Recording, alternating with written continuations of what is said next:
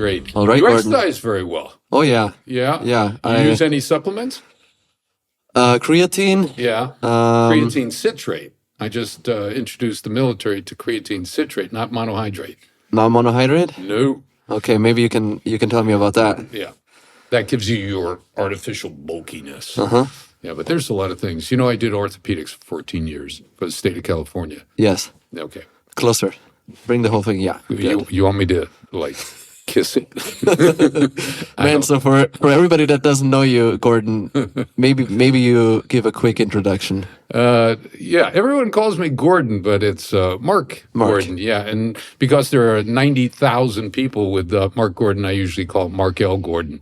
Anyway, I'm a physician, and the area of exposure that I have is called neuroendocrinology, which deals with the brain and the hormones that regulate the functions of our brain, which consists of things like emotional and also cognitive ability.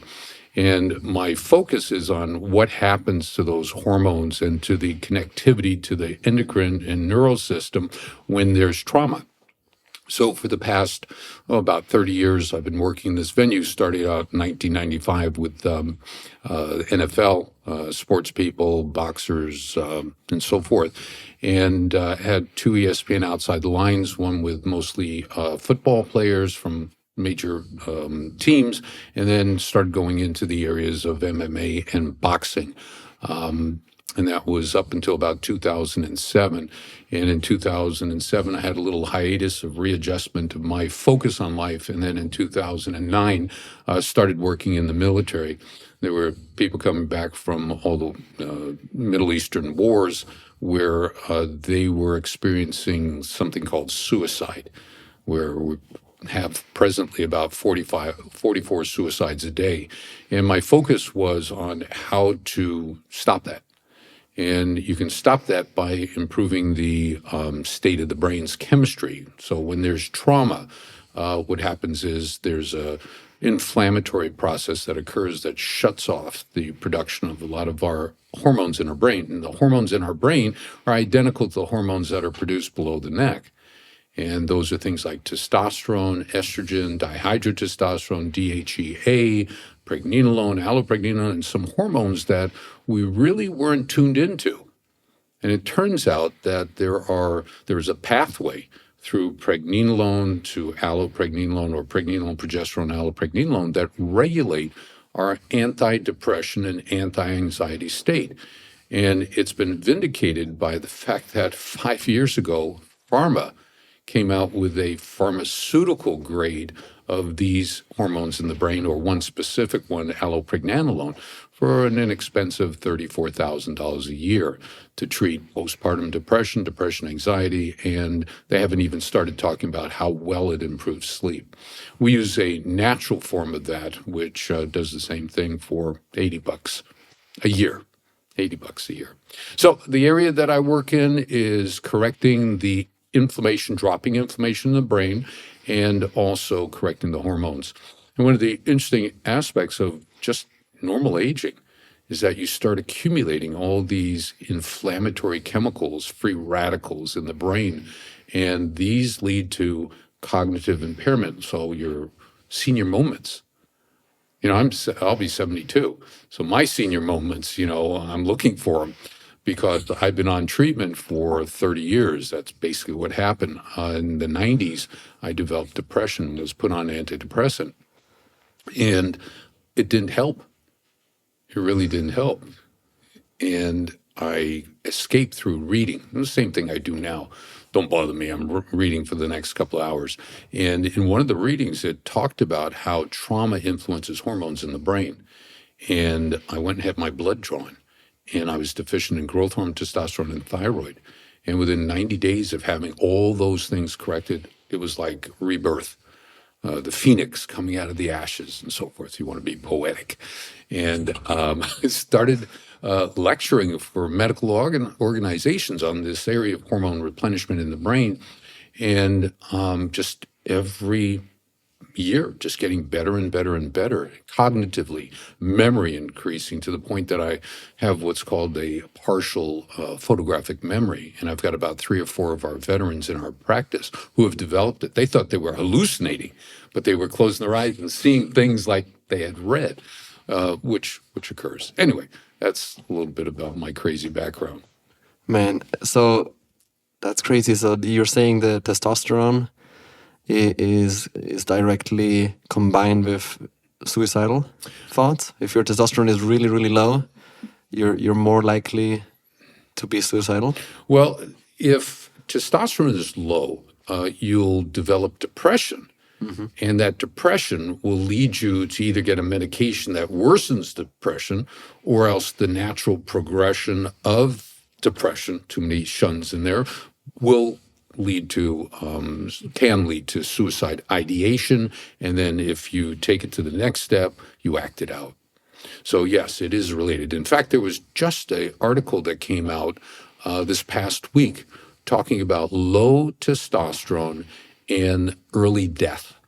So I was just last night writing a response. I was asked to write a response to this article, and I was going through a couple of areas where testosterone is extremely important. One of the areas that we totally ignore is the fact that testosterone can decrease inflammation in the brain and the whole body and increase anti-inflammation throughout the whole body. And without getting too technical, there's a group of chemicals called cytokines that we heard about during COVID, cytokine storm. Well, these are part of the immune system that when they're released in too high of a quantity or in excessive production, they will destroy tissues. Well, most of the people who got COVID died from, lung-related issues, which was cytokine storm. It happens in the brain as well. So you can get problems with impairment of the brain. We're seeing it in the heart with heart inflammation. We're seeing it in the liver. We're seeing it throughout the entire body as autoimmune diseases when cytokines are produced in too high of a quantity and persistently or continuously, as happens in chronic situations. So testosterone is a gender hormone. Testosterone is a sex hormone. Testosterone is a reproductive hormone. Also, it's antidepressant. It helps with skin. It helps with sense of well-being, aplomb, memory, recall, and the ability to learn new things. We found that in the area of the brain that deals with our emotions called the limbic system, a portion of it called the amygdala, when there is low level of testosterone, it causes you to be anxious, panic attack, startle response, little flaky, bouncing off walls like you're on speed or coke or Adderall or something like that. But there is a multitude of negative effects from low levels of testosterone. And not only for men, also for women. I think most people don't know this. It's like they always think estrogen, female, right, testosterone, male, but the testosterone is also the sex hormone of a woman. Yeah, is that correct? But it's more than just the sex hormone. That's what I'm trying to get away from. We think of it, because it's male, only testosterone. If it's female, it's only estrogen. No. Testosterone. Wait a second. Where does estrogen come from? Testosterone. If you look at what we call steroidogenesis, which is the cascade from cholesterol, that's why you don't mess with cholesterol, because cholesterol becomes pregnenolone, called the mother of all hormones, and then it goes through 2 pathways. One of the pathways to the right side goes to DHEA, then it goes to testosterone, then it goes to estradiol, then it goes to estrone. So we need good testosterone to go down that pathway. And on the other pathway, you've got pregnenolone going to progesterone, a female hormone, going to cortisol. So if you don't have those 2 pathways, you don't have the sufficiency of hormones to regulate and protect us. Each one of those hormones, they're minor hormones. I mean, have you heard of pregnenolone before? Oh, only from you. Oh, only from me. Or pregnenolone. No. Or allopregnanolone. No. That's because we're focusing on the majors and we're ignoring the minors, which are really majors. Every single hormone, almost 35 of them, are produced in the brain, and they're all produced from cholesterol. So if you block cholesterol, or diminished cholesterol, what happens is you have problems. There was an article that came out, within the last 2 years that said that if you had a cholesterol less than 220, you had a 50% greater occurrence of dementia or Alzheimer's disease. In looking at female studies, where females have deficiency of estradiol, they have an increased occurrence of dementia and cognitive impairment. And there's a whole bunch of articles that substantiate that. And that's why, regardless of gender, regardless of age, we need to maintain healthy levels of testosterone, estrogen, progesterone, allopregnanolone, pregnenolone. All these hormones need to be maintained. Otherwise, what happens is you start getting problems. There was a book written by one of my mentors at USC, Caleb Finch, who basically opened my eyes to the fact that you need hormones in the brain, good hormones in the brain, to keep the circuitry working. Think of the brain as a CPU, and you need to put in the right electricity or the right chemistry in order for the CPU to work correctly, to regulate everything that's below the neck and everything within the brain as well. So he basically, in his book, The Biology of Hormones, was very clear that we can't ignore the fact that as we age, we need to check and put the hormones back. Traditional medicine, conventional medicine, is basically saying only when you have symptoms, which seems strange. They want to wait until you have symptoms before you assess it and start treating it. How about being proactive? I mean, looking at your physique right now, you're proactive. You're keeping your muscle tone up by exercising probably 3 to 5 times a week, as opposed to waiting until you get flabby, you can't lift up a bottle of water, and you say, oh, maybe I should do something. No, we have to be proactive and not reactive. And that's how we avoid conditions or illnesses. When I do my blood work, can you give me, what's low testosterone? Where do I want to have my testosterone as a man, as a woman? Because I even heard that back in the days, the average range that they lowered it to an inaccurate. You might have low testosterone, but they will tell you, no, it's fine. Don't worry about it. Absolutely. Yeah. It's a great, great question. One of the things is the ranges. Let's take a hypothetical range. It's hormone X, let's call it. And the range is between 10 and 90. And you draw the blood on a person and they come in at 11. What does traditional medicine say? Oh, you're normal because you're within that 10 to 90. But what we do is we look at the median, which is the midpoint. So you take 10 and 90, add it together, it's 100 divided by 2, it's 50.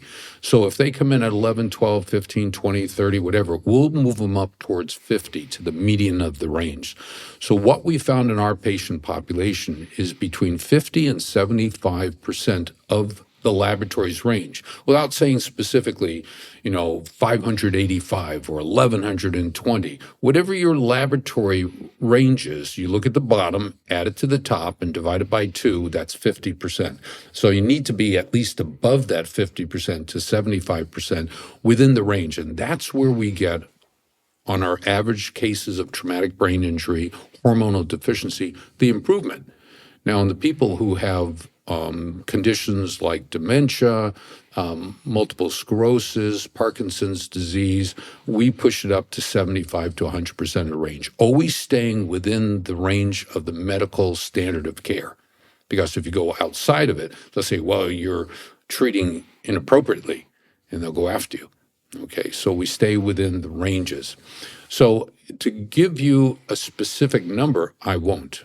I'll give your audience the understanding of how they themselves can figure out if they're in a good range or not, so that it's a tool they now have so they can define for themselves, okay, my testosterone is, between that 10 and 90 range, it's 15. That's obviously not at the 50, and I need to bring it up to the 50.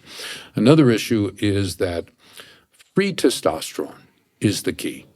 Dialyzed free testosterone, not total testosterone, because what is total testosterone? Total testosterone is a collection of different forms of testosterone. Only 2% of them are usable. The free testosterone, that's called, the bioavailable testosterone. And there are epitestosterone, there's dihydrotestosterone, there's estrogen, which is a conversion from testosterone. Talking about estrogen or estradiol, I don't chase it in guys because estradiol influences some major systems in the body. Number one, estradiol will stimulate the brain to make growth hormone. You want to take it out by using a poison like aromatase or aromatase inhibitor? No.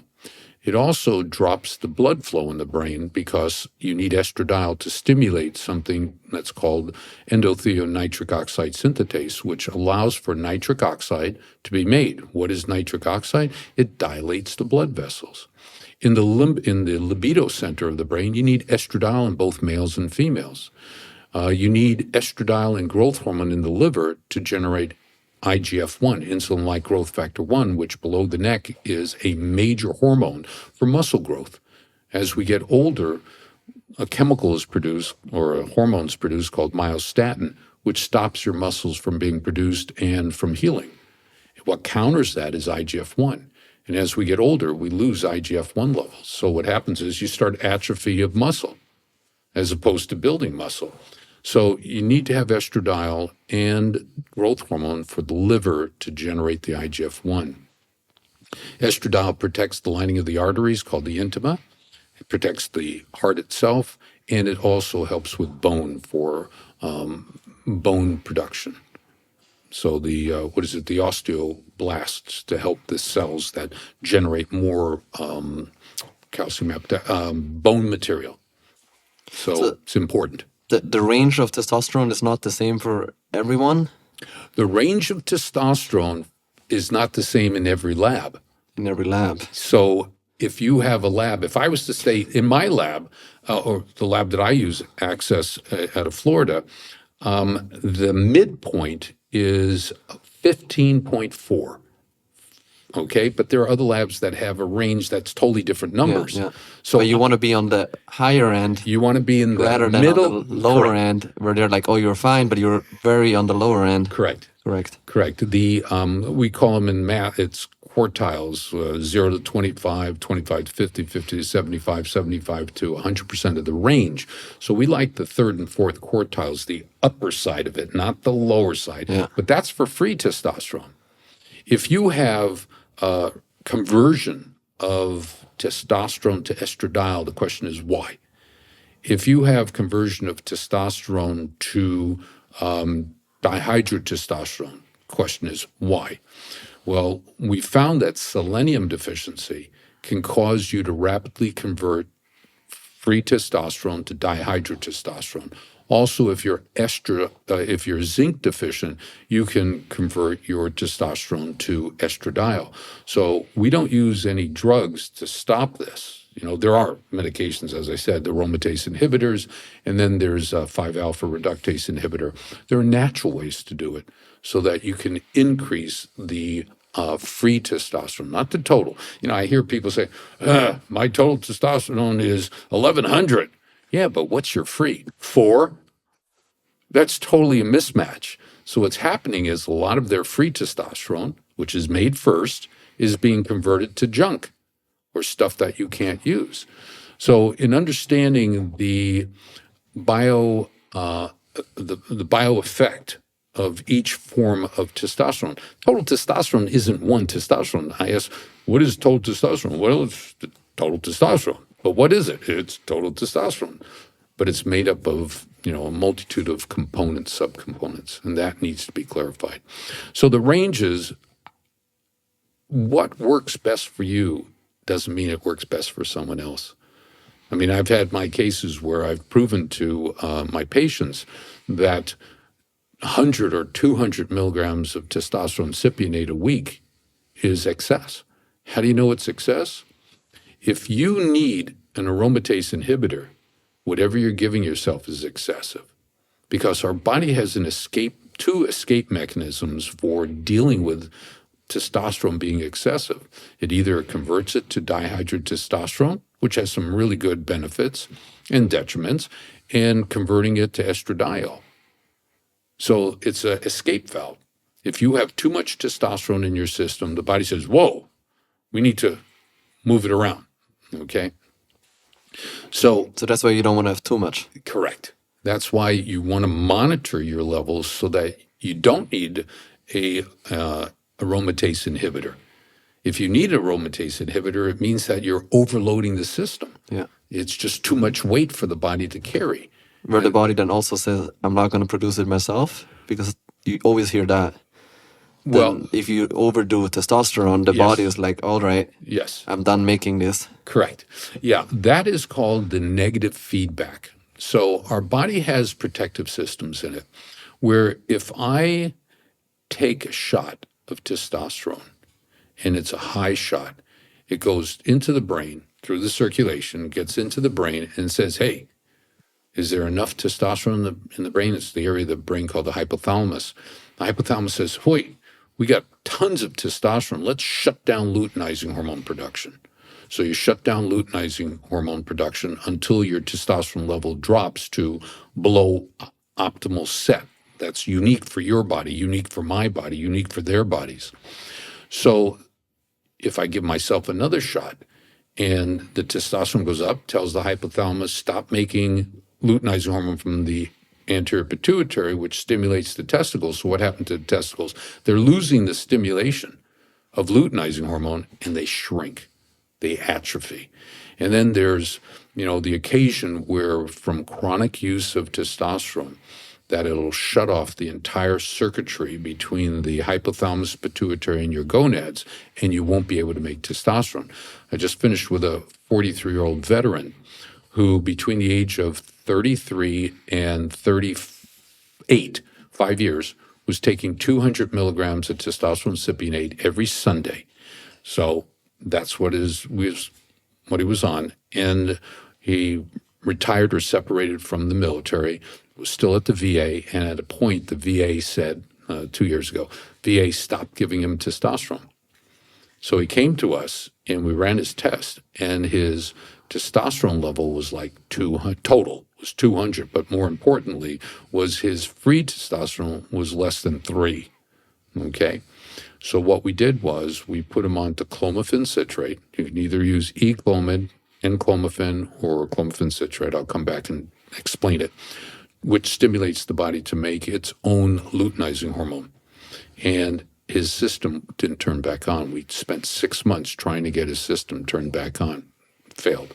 So he had created a shutdown and atrophy of his circuits, of his system, so that he needed to be on injectable testosterone for the rest of his life, 50 plus years.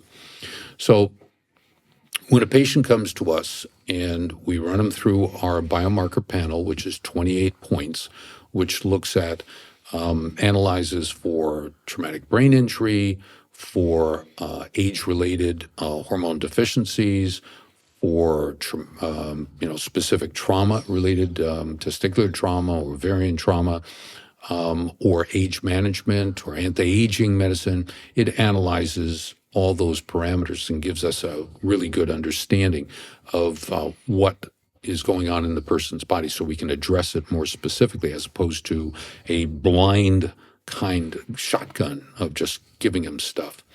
So we'll put them through a test, and the test will tell us what they need to be replenished on. If they're testosterone deficient, we look at their luteinizing hormone testosterone level, and we'll put them on to clomiphene citrate. What clomiphene does, and E-clomiphene or N-clomiphene, it will cause the hypothalamus to release a hormone called gonadotropic releasing hormone that tells the pituitary to release luteinizing hormone and follicle stimulating hormone. Luteinizing hormone in a woman turns on what's called the thecal cells to make testosterone, estrogen, progesterone, pregnenolone, all those hormones. And in a male, in the cells called the Leydig cells, turns them on to produce testosterone, pregnenolone, progesterone, all those hormones as well. So if there is a circuit that's still functioning, you'll see a pop-up in production of testosterone in both males and females. Females, with a little bit more estradiol because their enzymes rapidly convert testosterone to estradiol so that there's a greater amount of estradiol in females than testosterone. In males, You don't have the aromatase that causes the conversion of testosterone to estradiol in the quantity that a female does, so you have more testosterone than estradiol. Okay? Zinc is very important in controlling that. So we will start our males on the Clomid or Enclomid and monitor them and see how well their production of testosterone goes up. We have over 900 guys that are on Clomid and doing phenomenally well. They don't need injectable testosterone. They might think they need it, but when they see their laboratory results and they say, hey, I'm feeling really good. I'm working out 5 days a week, 6 days a week, and I'm growing muscle and my guns are blah, blah, blah, blah. We know it's working. We know it works, okay? And in fact, I was on injectable, remember I told you in the 90s, I was on injectable testosterone for 17 years. And in 2014, 15, and 16, we did the 3-year veteran study where the VA had cut off the testosterone dispensing and left all these guys with nothing. So what we did was this project to look at how to deliver Clomid or Enclomid to our veterans such that they didn't need injectable testosterone. And we found a pattern, which was 50 milligrams every 72 hours at night, was the least amount of medication with the highest amount of response. So when I saw 2014 was the first year, reviewed the data January 2015, and the results were just phenomenal. I stopped my injectable testosterone and went on to Clomid. And that's what I've been on since January 2015, is Clomid. No more sticking a needle into myself and getting the level. And then when patients come in who are already on testosterone, who are having problems, which is something that is overlooked, when you give testosterone, as I've already shared with you, when you give testosterone, negative feedback shuts off your own production of luteinizing hormone. You lose 35 hormones in your brain. So what happens in 4 to 6 months later is that you start feeling off. You don't feel as good as you did when you started because you've lost now 35 hormones. Yes, you replace testosterone, DHT, estradiol, estrone, DHEA might have gone up. You might have, that's what happens. And you lose those hormones and you feel bad. You go back to the doctor, and I was getting tons of new patients because of this from the male hormone, TRT centers. And they were going back to the doc to say, look, doc, in the beginning I felt really good. I don't feel that good anymore. I've lost the benefits of it. So what do? They increase the testosterone. They feel better for a month or two. They go back to the doctor and says, I feel even worse. And the doctor doesn't have anything to say about it. And that is because they're not given, along with the injectable testosterone, 25 to 50 milligrams of dihydroepiandrosterone after dinner, 15 to 30 minutes after dinner, and pregnenolone, 50 to 100 milligrams, 15 to 30 minutes after dinner. Why are those two so important? You remember I talked about the two pathways, cholesterol to pregnenolone? Well, pregnenolone goes down its own pathway, and then pregnenolone converts to DHEA. So you put back in DHEA and you put back in pregnenolone, and you fill all the empty slots that were generated by shutting down the steroidogenesis, the genesis of all these hormones.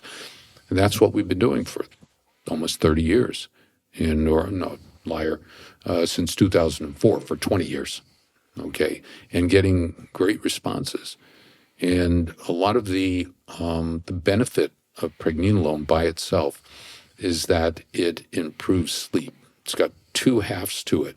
One, it increases something called GABA, which helps with sleep. It's the natural Valium of the brain. And on the other side of pregnenolone's benefits, it stimulates nerve regeneration and the communication between neurons, and it drops inflammation. So we've had people who came in one case, a Marine came into the office, and I always ask them, so how's your sleep? And I say, how many hours are you in bed? And they say, oh, this guy said 13 hours. And I'm looking at his lab results, and I see what's on the paper. And I said, so 13 hours, damn, you must wake up feeling great in the morning. He said, no, on the contrary, I wake up feeling like I never put my head on the pillow. His pregnenolone level was 0. And the benefit of pregnenolone increases GABA, so you sleep better. So 2 weeks later, he's sleeping normally after years of not sleeping. And this is what we see quite a bit of. And in fact, you can use it. I just came back from lecturing in Malaysia and Thailand. And I came back and a little jet lagged and so forth. So I take 100 milligrams of pregnenolone about an hour to 90 minutes from when I would go to bed, sleeping like a baby immediately because it increases GABA, makes you sleep. So if your testosterone is on the lower end, instead of injectables, you would start somebody off with clomiphene, and clomiphene citrate, clomiphene citrate, pregnenolone, and DHEA. DHEA, because that's DHEA. What you really want. Right. And if someone does really well on the Clomid, you don't need the injectables. Well, correct. But the way that I practice, I tell them, once we establish if Clomid would work for you, if you want to try testosterone injectable, not a problem. We will, make it available to you. I tell them at the very beginning, because for me, I'm not dictating to my patients. I'm educating them, and I'm educating them on how to protect their system, as well as here's the benefit of Clomid, and here's the benefit of testosterone. And we have a system that's called the hybrid protocol, which we start them off on Clomid. If they do real well on Clomid, I said, okay, you want to add some testosterone to it? Yeah. So they add testosterone to it, and I get a multitude of responses. Some people say, man, this is it. This is the combination. Do I have to continue on the Clomid? I said, absolutely. And the guy said to me, Doc, you're the only one I know that puts people on like beta-HCG or clomiphene concurrent to the injectable testosterone. No one else does that. I said, look at it from this standpoint. You own a Porsche, and you get into your brand new Porsche, whatever color. You want a Targa 911, you want a whatever. And you go 60 miles an hour, and you run into a wall, and then you put your seatbelt on. Wouldn't it make sense to put your seatbelt on when you get into the car? Well, the clomiphene is protective. So it protects the system. So we have people who are on Clomid and injectable testosterone, the hybrid protocol. And if they get tired of injecting themselves, they stop the injectable and they continue on the Clomid, and they don't crash. If you're on testosterone by itself, what will happen within 7 to 10 days is you will crash, because that's how long it takes for testosterone cypionate with a 36-hour half-life to get out of your system, 7 to 10 days. And they crash. But if you're on Clomid concurrent to the testosterone, you will not crash because you're keeping the circuitry working. So if they're taking 50 milligrams every 72 hours, every third night, we'll move them to 50 milligrams every 48 or every other night to boost their level back up faster. And this is how we've been able to, use our protocol since 2004. And it works very well. Testosterone has a lot of negative effects if you're unaware of it. If you're aware of it, you're proactive, and you put them on the DHEA and pregnenolone. What's the correlation to autoimmune disease? Yeah. Autoimmune disease with testosterone? Yeah. Testosterone and vitamin D are the two key. Testosterone stimulates what's called the CD4 cells, which are the T cells in the blood that react to autoimmune and foreign bodies and so forth. You can modulate their inflammatory response with testosterone. As I said earlier, testosterone drops 4 nasty pro-inflammatory cytokines, interleukin 1, 1b, tumor necrosis factor alpha, and interleukin 6, and stimulates an increase in the strongest anti-inflammatory cytokine, which is called interleukin 10. That's the side of testosterone. Growth hormone modulates the immune system to keep it calm. Vitamin D modulates the immune system to keep it calm. In fact, there's this correlation between autoimmune diseases and deficiency of vitamin D. One of the ones that I'm dealing with now is called Hashimoto's thyroiditis, which deals with the thyroid gland getting autoimmune. And in every single case of Hashimoto's, they have vitamin D deficiency. So, and it's in the literature as well, though the traditional, conventional endocrine world, is very dubious about the relationship, the correlation, or the association. But we keep on fixing it, and people with allergies drop their allergies. Their intensity of autoimmune diseases diminish. They don't necessarily disappear, but they diminish. We have 5 multiple sclerosis cases. 3 of them are Navy SEALs, and they've improved. The highest is 70% improvement within 90 days, 90 to 180 days. So 3 to 6 months they've improved. We've got he's now 94-year-old Korean War vet who had dementia. His son and I worked together, which is called the Great Team, helping support veterans with certain medical modalities that are donated to the Great Team to be given to the veterans that are members of the Great Team. So Kerry is the founder of it, Special Forces. He calls me and he says, "Can you do anything for dementia?" I said, "Sure." So I sent him a kit. It's called the Phase 2 Protocol, and he went on it. I went about my life and my work. 70 days later, I get an email. "My dad's dementia is almost gone." I said, "Really?" He said, "Yes." I said, "Let's get on a Skype call." So we went on a Skype call, and I challenged Edward, the father, at the time was 93, and with what's called the MMSE, which is the challenge test that you do with Alzheimer's patients. He passed it, and then during the phone call of 40 minutes, I find out that he's a PhD in young child or adolescent development language, and through school and everything. We had a great conversation. 90 days, the son, Kerry, sends me a 1.5 minute video interviewing his father, and he's talking about how he had improved. It's on my, not website, it's on the YouTube channel. And then at 180 days, he sends me another video where his father, Edward, was 1 week away from turning 94, was talking to an interviewer about his exercise program, walking 1 to 2 miles a day, working 3 days a week with his son in the gym with weights and everything, and comparing 90-day video to the 180-day video, his word skills, his word acquisition, his word utilization, his sentence structures, his poise, his ease at communication was phenomenal. He was also on testosterone, okay? Testosterone. Drop the inflammation, you clear up the cobwebs in the brain. It's a phenomenal hormone. Growth hormone, for me, number 1. Testosterone and thyroid, number 2 and 3. Cortisol, with respect, you need to look at cortisol because cortisol will disrupt a lot of the chemistry in the brain.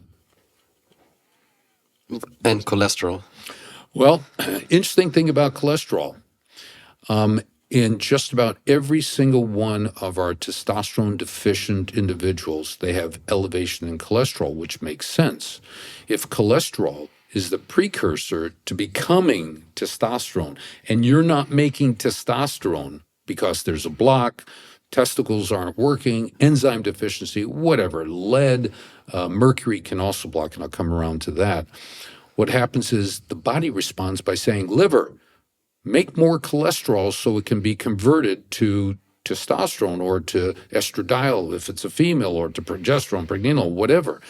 And if it can't do that, the signal back to the system that it accomplished its goal is the testosterone estradiol. That's the positive feedback, with a negative turn to it.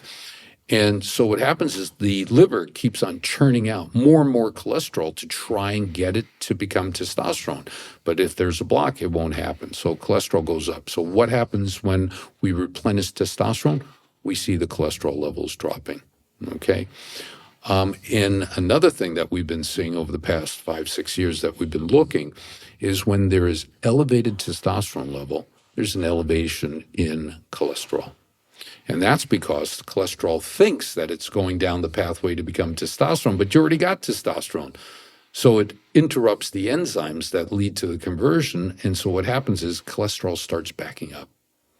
So both of the functions are backing up of cholesterol, but for different reasons. So you'll see elevation cholesterol. Another issue in our veterans from Fort Bragg in North Carolina, Green Beret, they're in close quarter training with their weapons. So they're exposed to two heavy metals, mercury in mercuric chloride from the primer, the firing, and lead from the round going out the muzzle and that little plume of smoke that comes out that might not be visible.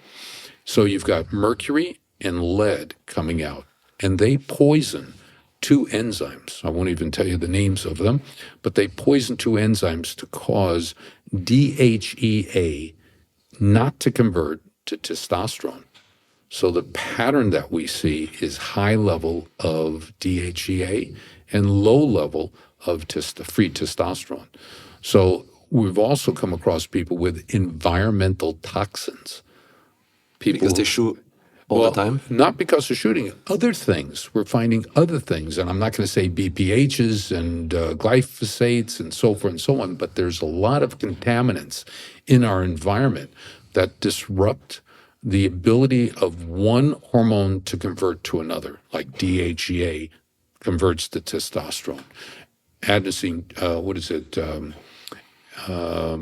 AD1, adenosine, adenosine dione converts in one step or two steps to testosterone.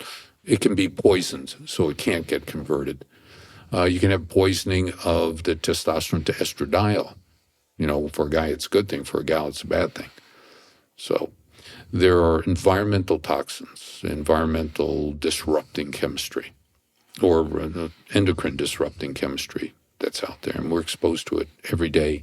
And our fetuses are exposed to it in transgenerational, meaning that the mother can pass the toxins, the glyphosinates, and the endocrine disrupting chemicals directly to the baby. And a paper that I wrote, I think it was last year, it's endocrine disrupting chemicals and gender dysphoria. I mean, how can we account for so much more gender dysphoria coming about? Well, it turns out that between the, the 7th to 8th week of gestation, that there's a spike in hormone, which starts the process of setting the gender based upon the genetic code. And then it's repeated at 1 to 3 months postpartum after the baby's delivered.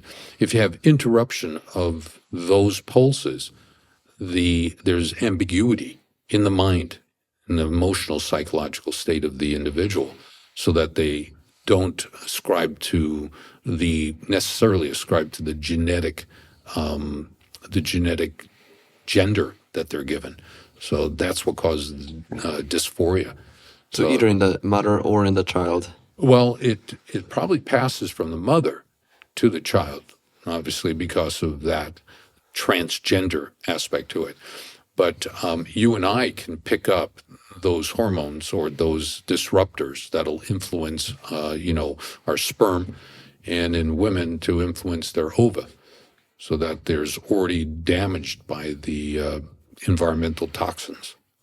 Yeah, it's an interesting area. It's a new area for me to start reading, but it was amazing that right there, the science already was there, showing that the glyphosates and some of the other chemicals in our environment. And I think about all the guys that are, we're out in the Middle East where burn pits, where they're burning all these, woods with resins and lacquers on it and plastic burning, and they're inhaling the fumes. And, there was a big settlement for the military for burn pit. So that was pretty good. Do you think it's interesting that the narrative is don't go in the sun? The the whole testosterone is supposed to be like evil and toxic, and there's a whole narrative. Like my doctor always says, don't go into the sun, don't go outside. He doesn't ask me for my vitamin D levels. Right. He doesn't look like very healthy to me, and I think most people, I even when I go running in Canyon here, I see everybody completely covered up, sunglasses on, Right. AirPods on. They're looking at a screen, and they're trying to walk into nature. But I look around me. I always take my son in the backpack, and it's crazy to me that there's this like the sun. There's this like that it's bad for you. It's really bad for you, and like everything, and especially with testosterone, is like you don't want to have testosterone. It makes you angry. There's all this like narrative that like you don't want that. You want to be showing your emotions. You want to be emotional man, and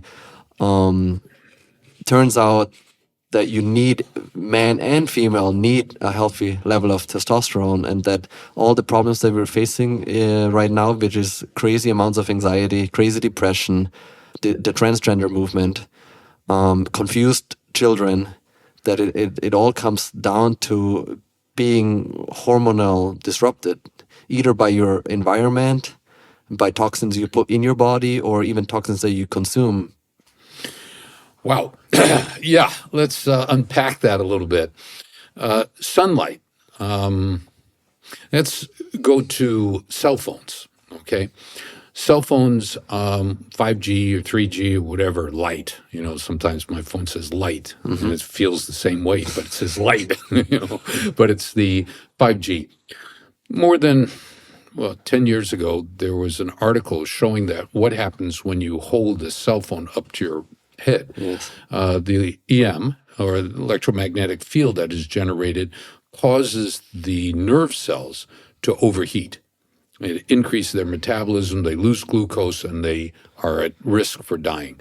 So putting a cell phone up to the brain or up to the head is the worst thing to do.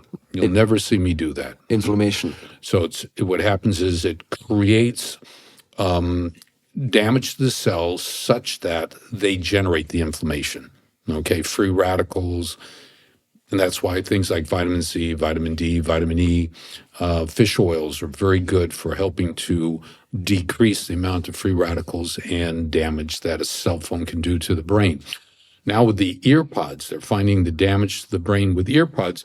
Same thing as with putting a cell phone up to the brain. And then the new iPad, whatever the pods that they're doing with the sensors to read your EEGs, so it'll transmit it to whoever wants to read it to see what stimulates you, what mental state, they'll be recording your, theoretically. I mean, I don't know if any of this is real or just conspiracy bullshit. But, from every conspiracy comes some reality. Right? Yeah. Right. Scary. Yeah, very much so. So the benefit of testosterone, relative to sunlight. Well, testosterone, when it converts to dihydrotestosterone, stimulates the oil glands, so it keeps you lubricated. So it's beneficial. If you're out in the sun and you don't have good testosterone, the skin will be more fragile, more sensitive to it. Being out in the sun, ionizing radiation will cause damage to DNA, and that DNA could cause you to have mutations and lead to skin cancer, melanomas, and so forth and so on. Seborrheic dermatitis, I get a little bit of that because I love my son. But sunscreen, is protective. But what happened to Australia, they were using, because they theoretically had a burnout in the ozone layer, so radiation was coming in from the sun unfiltered, so that everybody went on 50, SP 50. So what happened 10, 15 years later? They are having tons of fractures of bones, osteopenia, osteoporosis, weakness of bones. Why? Because they blocked all the sun rays stimulating their vitamin D production, and they weren't taking vitamin D. Vitamin D is a miracle hormone. It's not a vitamin, it's a hormone. Anything that comes off of cholesterol is a hormone. Vitamin D comes from cholesterol. So it's called a seco hormone or cholesterol hormone. So protecting your body from inhaled things, microwave at home. I know a lot of people who have taken their microwaves out of the house. I have an EMF reader, and background in front of the microwave at my house is like 960.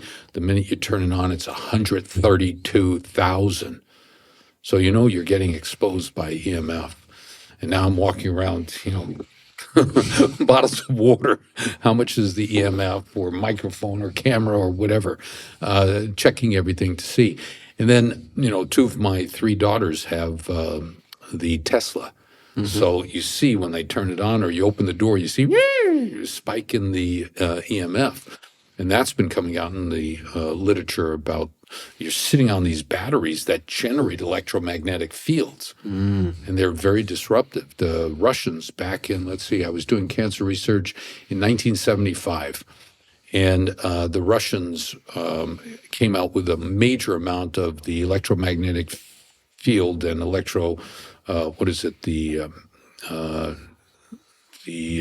microwave transmitter, the microwave. They were shooting it at the U.S. Embassy, causing people to be freaking out, anxious and irritable and everything. It's the effect of electromagnetic fields coming out or being projected. It does affect the brain, does affect the body. Can burn you, can interrupt mutate genetic code. And one of the ways to protect you is with zinc, because zinc's very important in a P53, in a anti-cancer protein that's in every one of our cells. And if you don't have adequate amount of zinc, it won't work. So the WHO and the National Institute of Health found that about 1 billion people in the world are deficient in zinc.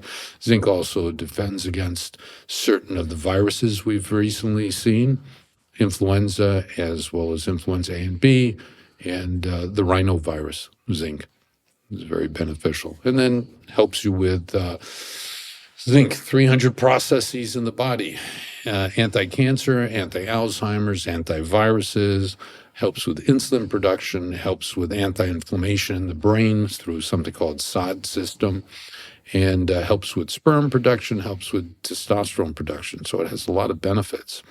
Also, in a video that I did on my YouTube, talking about ibuprofen. Ibuprofen will shut down both a male and female's ability to respond to luteinizing hormone. Luteinizing hormone causes the thecal cells in women to produce testosterone, estrogen, and all their hormones. And luteinizing hormone helps a male to produce their hormones. So ibuprofen shuts down the triggering effect of the luteinizing hormone on the thecal cells and the Leydig cells. Selenium will reverse that. Now, why is that important? Ibuprofen is probably one of the most distributed medications in the military.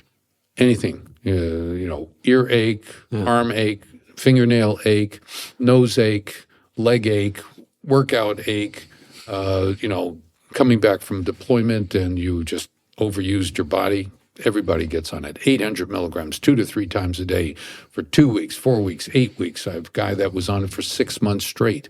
And articles started coming out in 2018, talking about they found that ibuprofen suppresses the ability of the testicles to respond to luteinizing hormone to make testosterone. So in our population, what we've started doing a few years ago is asking them about their use of the ibuprofen and also naproxen, Aleve, and so forth. And they all cause suppression of something called translation, where the signal is translated to turn on genetic code to produce testosterone. So it suppresses that. So selenium will turn that back on. What we've been using is Clomid to force the testicles to increase luteinizing hormone to force the testicles to respond. And we've had a good response. But now adding selenium to it, it's working much better. So a lot of times the loss of testosterone production isn't due to anything more than stuff we put into our body that has shut it off.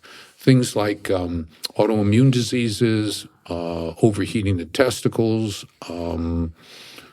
certain medication, drugs, anti-cancer medications will shut down the ability of the gonads, whether or not it's female or male, to produce hormones. Clomiphene works very well in women. In fact, it's used as a fertility medication. But in menopause, premenopause, you can use it for a short time to stimulate their hormone production. In women, it seems that they shut down their hormonal production more permanently faster than males will. We've got some males that are in their 70s, 75, who are responding to Clomid still. Don't need the injections. They don't want the injections. And I don't use topical testosterone, generally speaking, because when you put topical testosterone onto the skin, the hair follicles have an enzyme in it called 5-alpha reductase, which will convert the free testosterone to dihydrotestosterone. Dihydrotestosterone below the neck has some great benefits. Muscle is very good, 3 to 4 times more myogenic muscle. It helps with blood sugar, drops blood sugar, but it doesn't get into the brain. And with what I do in neuroendocrinology, it's very important that we get the highest amount of free testosterone into the brain so that we can get the benefits of dropping the inflammation and correcting the depression and some of the other issues, memory recall, the ability to learn new things, improved sleep, antidepressant, great for libido, competitiveness, assertiveness is all free testosterone related. But if you lock the dihydrotestosterone DHT below the neck because it can't get into the brain, you lose it. You lose all those benefits. So I don't use topical, and theoretically 70% of the topical testosterone can convert to dihydrotestosterone. A little trick is if you mix the topical testosterone with progesterone inhibits the enzyme. So the progesterone and testosterone will increase the amount of free testosterone. Is there other things besides ibuprofen where you would be like staying away from? Because they give that to kids early. Oh yeah, I mean, especially ibuprofen. Oh yes, it's what my pediatrician always says. It's super safe. No, don't worry about it. No, it isn't. Yeah. No, it isn't. When I get back home, I'll send you my pediatric ibuprofen papers. Okay. And it is responsible in some children to, I love cats. I had 4. Ibuprofen can be responsible for diminished male development, andropause. It can, or androgyny, the androgen effect on the body. It can influence it negatively. And the article is very clear in this aspect of things like ibuprofen. I know they say don't use Tylenol, don't use aspirin in kids, so the safest thing is theoretically ibuprofen, but it isn't. And these articles started coming out in 10 years ago, if not less. The key article I comment on is from Denmark, and it's ibuprofen inhibits, causes what they call compensatory hypogonadism, where the testicles don't respond to luteinizing hormone. So luteinizing hormone goes up high, trying to get the testicles to make testosterone, and testicles don't make it. And it occurs in both males and females. So putting females on ibuprofen has the same harmful effect as putting a male on it. Are you very careful with estrogen, like food that has high estrogen? Like soy with the genistein and diastein. I really don't chase after those. I think the natural trend has been people have been moving away from the soy products. So I don't really actively have to do it. Do I eat some soy things? Yeah. Japanese restaurant. Soy desu ne. Yeah, so I have my edamame and, so it's soy. But everything in moderation. Yeah. throughout life. And I think you said that you might be able to get away with just eating vegetables and fruit and getting all your vitamins by food, but at how the soil is at this moment, everybody needs to supplement. Doesn't matter if you're vegetarian, carnivore, you name it. Everybody needs to supplement because the foods are not as rich in minerals and vitamins. Is that fair to say? Yep. Let's see. I was just seeing a video. I think it's Jordan Peterson's daughter had child rheumatoid arthritis. And what she did was, don't quote me, but I think I go through a lot of videos, so I think that was what was left with me. And she treated her rheumatoid arthritis by red meat. Yes. That's it. I read that too. Yeah. And then a lot of the nightshade vegetables have an effect, a negative effect on the body, a poisoning of the body, which can create a lot of medical conditions. And so there was another article talking about, or another video, short video, where all they have is water and meat. That's it. They stay away from anything that's vegetables. Okay. And they says, didn't Neanderthal man have salad? No. He had, whatever, carabaos and water buffaloes and woolly mammoths and whatever. That's what they were eating. Brontosaurus steak, like the Flintstones. And there was no airplanes going over the fields. Oh, no. Definitely not. Yeah. Even if he ate berries or fruit once in a while. Yeah, well, there are anthracythines and the polyphenols from things like raspberries and blueberries that are good for the brain. But, we give all our patients some high-density, physiological high-density vitamins, nutrients, micro-trace elements, minerals. How important minerals are is just incredible, as I said, about the zinc and about the selenium. Also, copper, very important for immune system and for energy. Chromium, we've reversed 35 cases now of type 2 diabetes by correcting their chromium. Chromium is extremely important for helping insulin be recognized by the cell to open up and to allow sugar to go in. It's called the GLUC4 receptor. So chromium is very important. On Google Scholars, a phenomenal article, which is the molecular mechanism of chromium in diabetes, explains it brilliantly. And we started using something called chromate, and which is a form of chromium that gets into the cell very well, and having reversal of diabetes, type 2 diabetes, insulin resistant, which we see not that much, but we'll put them all onto chromium. Also, DHEA and DHT, or testosterone and DHEA, improve the sugar getting into the cell as well. So if you're testosterone deficient and you have diabetes, testosterone can help through its conversion to DHT. And, in the literature, the left-sided literature, a lot of the discussions talk about testosterone. That's it. They just talk about testosterone. They don't talk about dihydrotestosterone or some of the minor, I'll call them minor hormones that are generated through testosterone. And they're extremely important. One of the hormones that is the precursor to testosterone, dihydrotestosterone, below the neck in the Massachusetts male aging study showed that the higher the level of DHEA, the lower the occurrence of heart attacks, ischemic heart disease. And this is a major study by the Massachusetts male aging study. So it's a reliable organization that has been following testosterone in males for a long period of time. Some years ago, they came out with a couple of articles talking about testosterone and prostate cancer.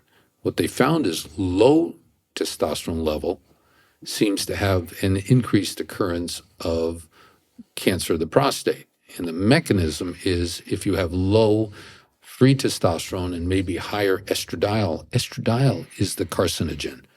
It's estradiol. And the free prostatic index, which is the openings for testosterone to go in. If you have good amount of testosterone, it protects the prostate from the estradiol. If you don't have enough free testosterone, estradiol goes in. So there's a study from, from Harvard did a study, Massachusetts did it, and same outcome. How often do you do blood work, or would you advise to do blood work? On myself or my patients? Well, both. I do it every 6 months. Okay. Because I've been on, treatment for 30 years. Okay. Never had any abnormalities, or because I stay within the physiological range. Okay. So in our patients who come into us, we do an initial blood work, start them on treatment, and then 90 days later, look and see how they're doing. And then 90 days after that, repeat it. And then on their anniversary, we do the comprehensive lab test. And then once a year, we do the comprehensive lab tests. And this is what we've been doing since 2004. So, and for myself, every 6 months. I used to do it every year, but I'm working with a couple more things, so I want to see how well I respond. Interesting case, besides the Edward case, the 94-year-old Korean War veteran, is a boxer by the name of Gerald McClellan, who was in 1995, pre-1995, was the world middleweight champion. And he goes to London in 95 and has a bout with Nigel Benn and gets pummeled and subsequently has a stroke. So for 29 years, he's been in this semi-vegetative state where he's been emotionally volatile, explosive, can't see very well, can't hear very well, can't stand very well, can't maintain a conversation without being guided. So the sister, Lisa, she co-founded an organization called Ring of Brotherhood, which is an organization which is for boxers who, when they leave the ring, they have an organization that will help to address any of their problems that they develop from having subconcussive and concussive blows.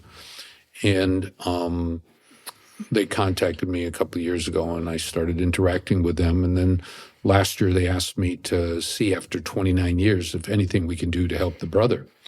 What happened was we ran him through our biomarker panel, and we found testosterone deficiency and a couple other things. And within 3 months, he's 20% better. And this is not based on my assessment, because I know squat about how he's been over these past 29 years, but all the people, all the doctors, all the support team around him. And he's getting better, and he's able to hold a conversation. There was a boxing journalist from London who came into town. His name is Oliver Fennell, who wrote a great article, Day in the Life of Gerald McClellan. And in that article, he talks about his improvement. And I attribute it to his correction of his hormones to a degree. I don't know where he'll go in terms of at 6 months, which will be next month, how well he is. And I talked to the sister yesterday, and she said he's doing much better. And in the article, Oliver talked about his vision returning, improving, his hearing improving. The sister, Lisa, says that he's not as emotional volatile, but he is returning to who he was 29 years ago in this process. She said, he was difficult to deal with then, so it's coming back, but he's regaining some of who he was. He's talking about things he's never talked about in his past, his girlfriend, some really important things. So correcting the inflammation. Stroke 29 years ago, still has inflammation in the brain from all the damage that was done from his boxing career, had chronic problems. And if you don't do anything, cat, she loves you. Cat, well, animals love me. Right, animals love me. Are you familiar with I don't know too much about autism, but autism is inflammation of the brain? Yeah, Is that fair to say or no? Yeah, it's not an area that I've delved into. There are people I know who do spend more time, but it depends on the argument that you approach. Is it due to mercury, or is it due to overstimulation of the immune system that leads to the inflammation going into the brain? Now, from that standpoint, yes. Will I say that autism is caused by inflammation? I think that anything that disrupts the brain's ability to function normally will create a condition. It's a neurodegenerative process. Neurodegenerative processes like multiple sclerosis, Alzheimer's, Parkinson's, ALS, and autism. So they're all related. I mean, if you listen to any of the vaccine stuff that's going on, when they look at the Amish and they talk about the Amish in Pennsylvania, they don't get vaccinated. They don't have autism. They don't have the neurodegenerative diseases. So the question is there a relationship? That's outside of my field, but that is what's being stated out there. So people who are, giving 58 vaccines to their kids before they reach 18 years of age, as opposed to me, where I had 8 vaxes, growing up. And then if you start looking at the occurrence of neurological conditions, regardless of what title label you're going to put on them, you see a increase in these things occurring over time. Is it correlated to the amount of proteins that are put into your body? Who knows? Environmental toxins. What age would you start supplementing? Like the moment you start eating food, or? That's a great question. I remember I was getting cod liver oil from the age of, I think, 5. When in New York, each one of us, the 5 kids, mom would come by with a teaspoon of this stuff, cod liver oil, which is vitamin A. Vitamin A, very good on the brain. Fish oil and so forth. And did it hurt me? No, didn't hurt me. When I was, I think, 13, I started getting Prevention magazine. And that's what led me down this pathway of looking critically at supplementation, nutrition. And then looking at the doctors in the 80s and 90s who would talk badly about supplementation. There's enough vitamin B and C in your nutrition. You just have to eat adequate amount of food and so forth. And then studies started coming out where they were looking at 1945 cans of spinach and the iron concentration, and then the 2000 can of spinach, seeing that there's 1/10 the amount of nutrients in it, because of the crops. We're no longer rotating crops. We're no longer burning the crops because potash, or the ash from when you burn the plants, the stems and so forth, they would put back into the soil the minerals that were missing. Now you've got to throw minerals into it.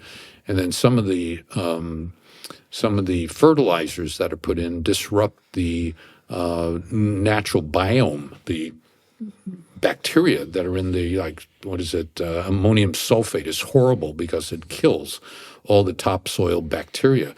So you can't have a good soil to help with the maturation of the plants. And that's why we've got these GMOs out there to try and fix it while they create other problems. Yeah. It's a lot of shit going on. Do you drink out of plastic? Do I? No. I drink out of glass. So what'll happen is anything that comes in plastic, I switch over to glass. And when I cook, I put everything in glass. Good... What do you eat? What do I eat?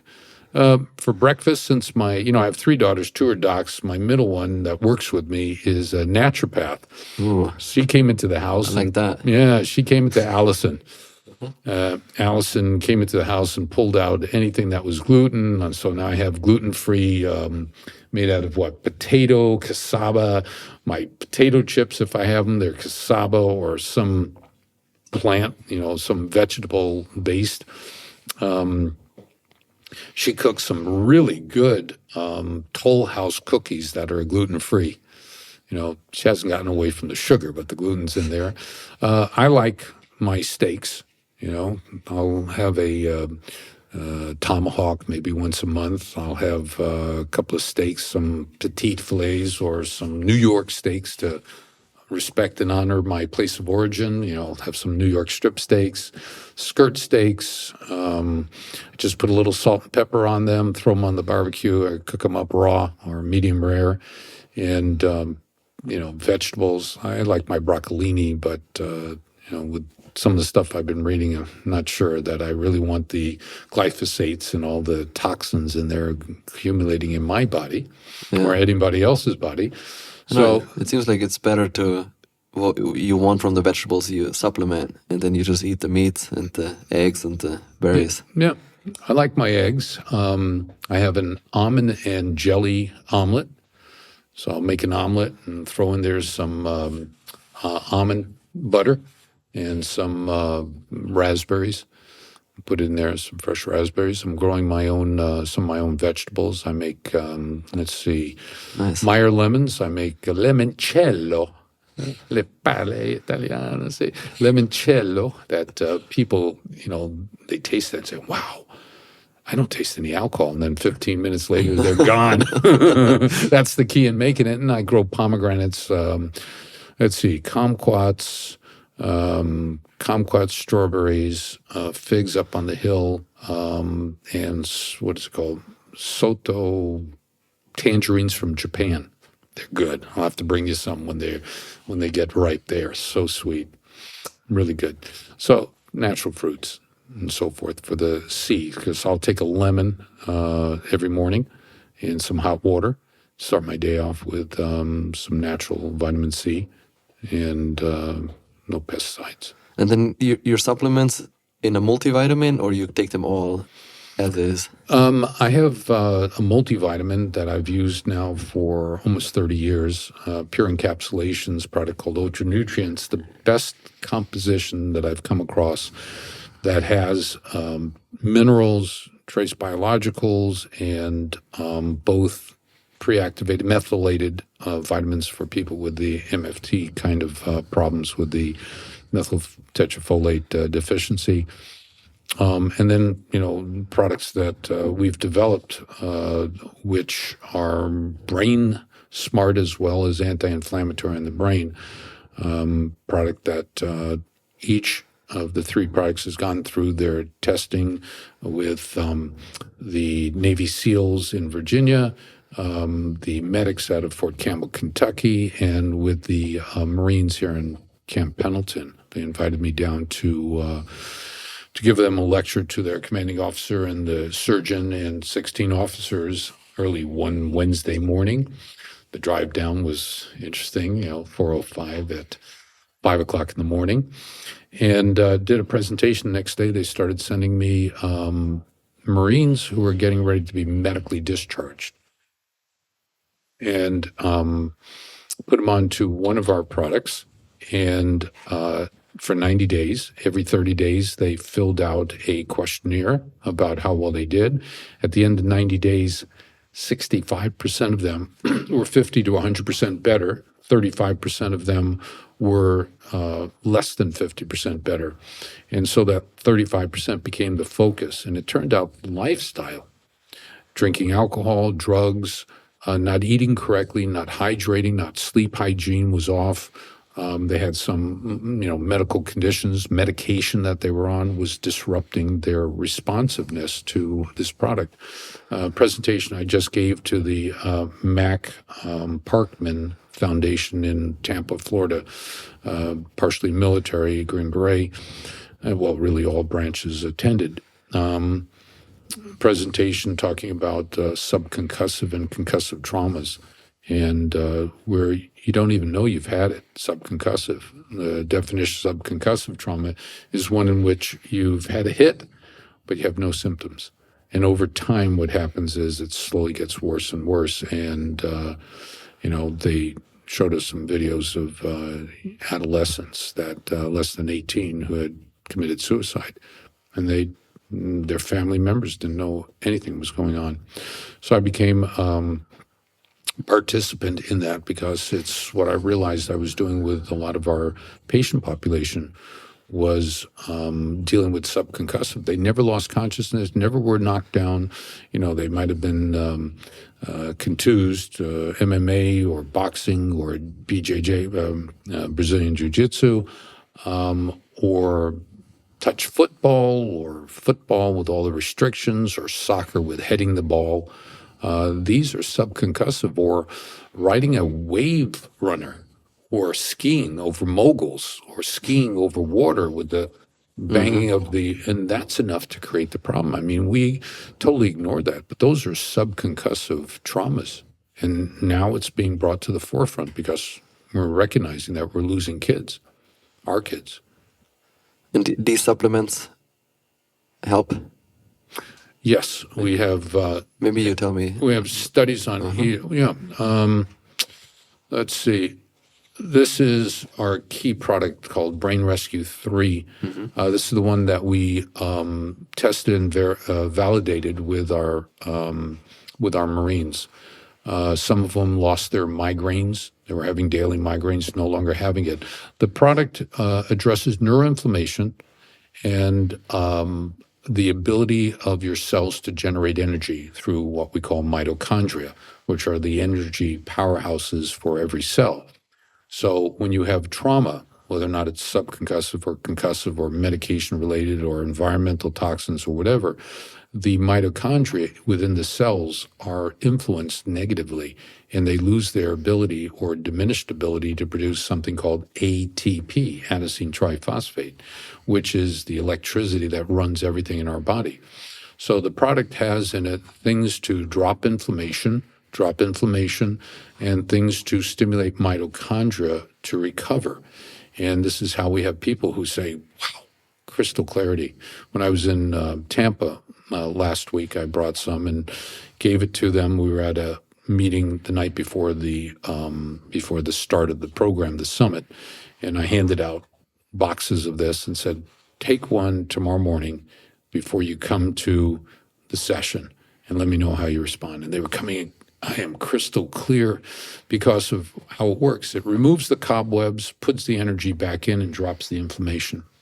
So we've got, as of Monday, today is Wednesday, so as Monday, we have 9,285 people who are on it. And I'm self-funded.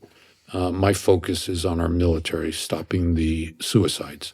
So 60% of all the sales that we have go to fund our veterans.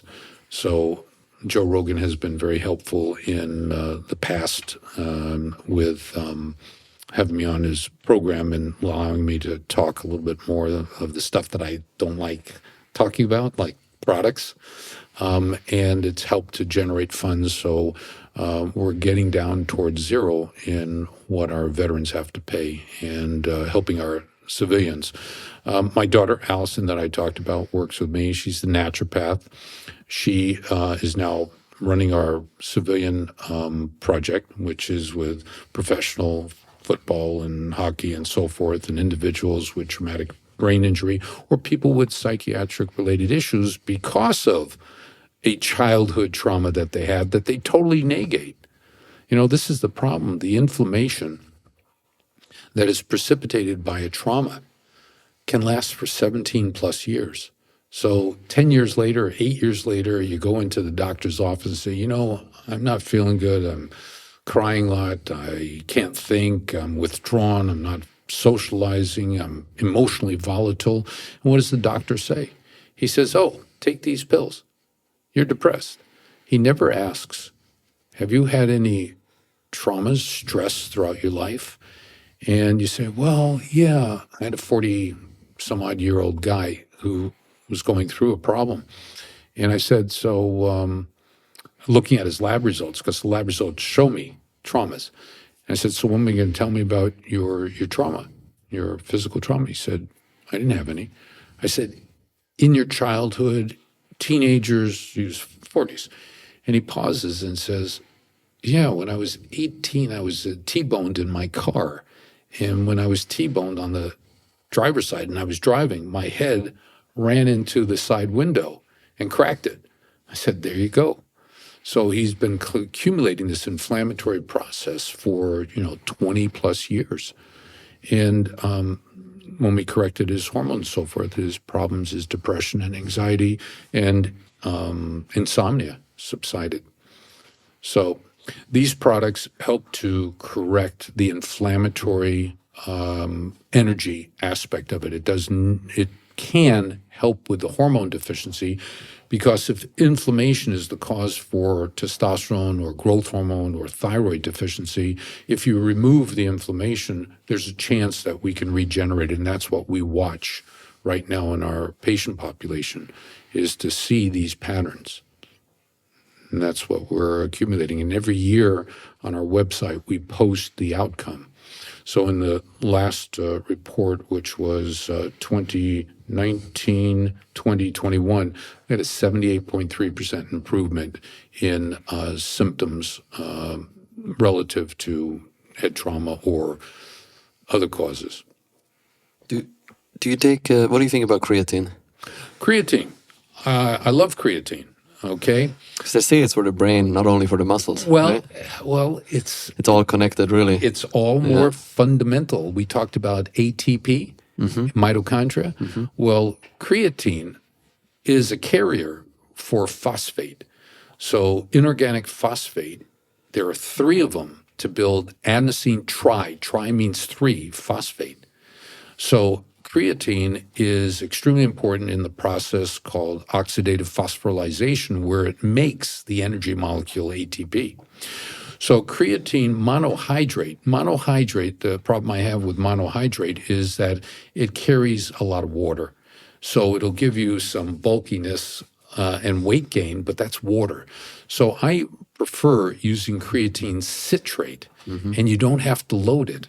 And really, in studies done in the muscle world, in the, the musculoskeletal world in literature, they actually found you don't have to load with creatine monohydrate. Take 5 grams a day. And it brings you at the end of a week to the level that if you took 20 grams, the old school was 20 grams. And I grew up, I'm old enough to have grown up in that phase. I was in the gym in the 70s, okay? The gym's in the 70s off of Sepulveda Boulevard. Anyway, so creatine has benefits, but when you add ribose to it, a little D-ribose, 5 grams once a day. That?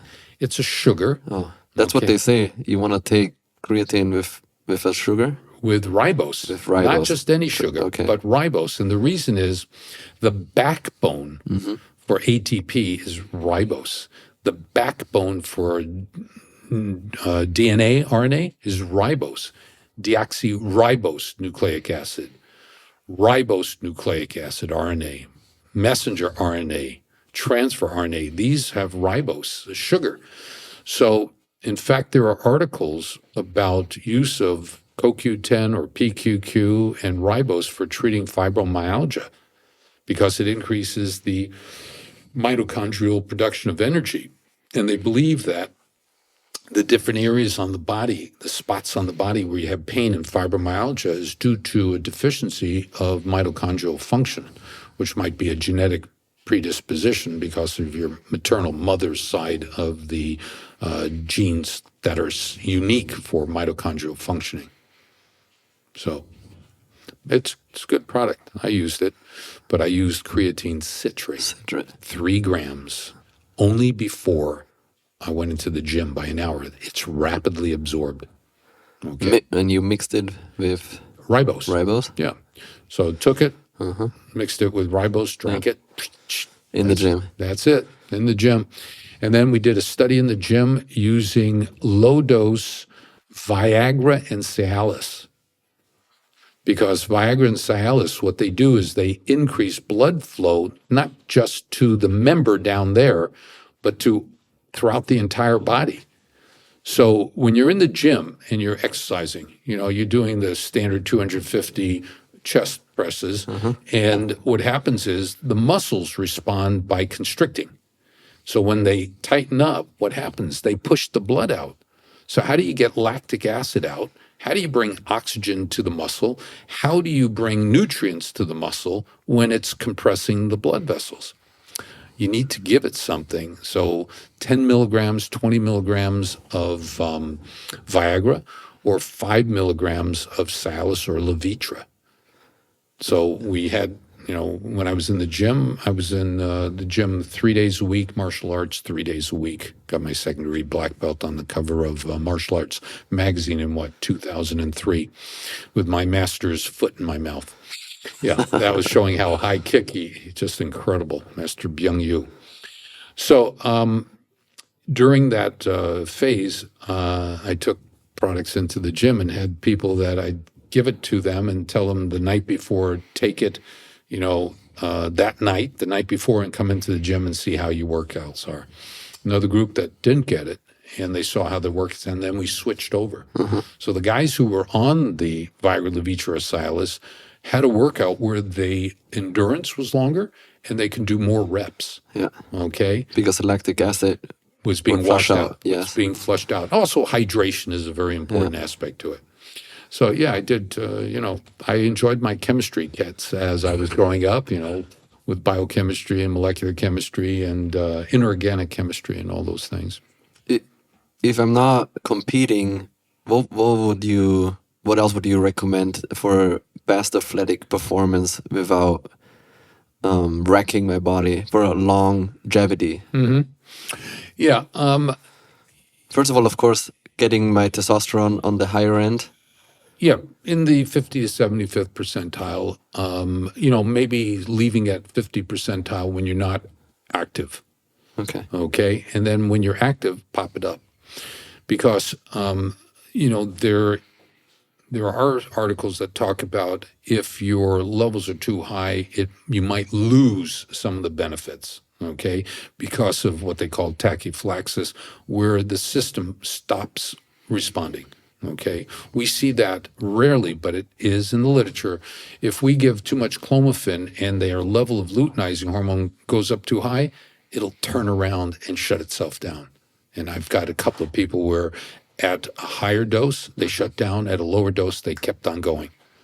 Okay, so that is not a paradoxical response, but it's a dose related. The body is saying, wait a second, too much. Yeah. Too much. Okay, so you want to stay out of that too much.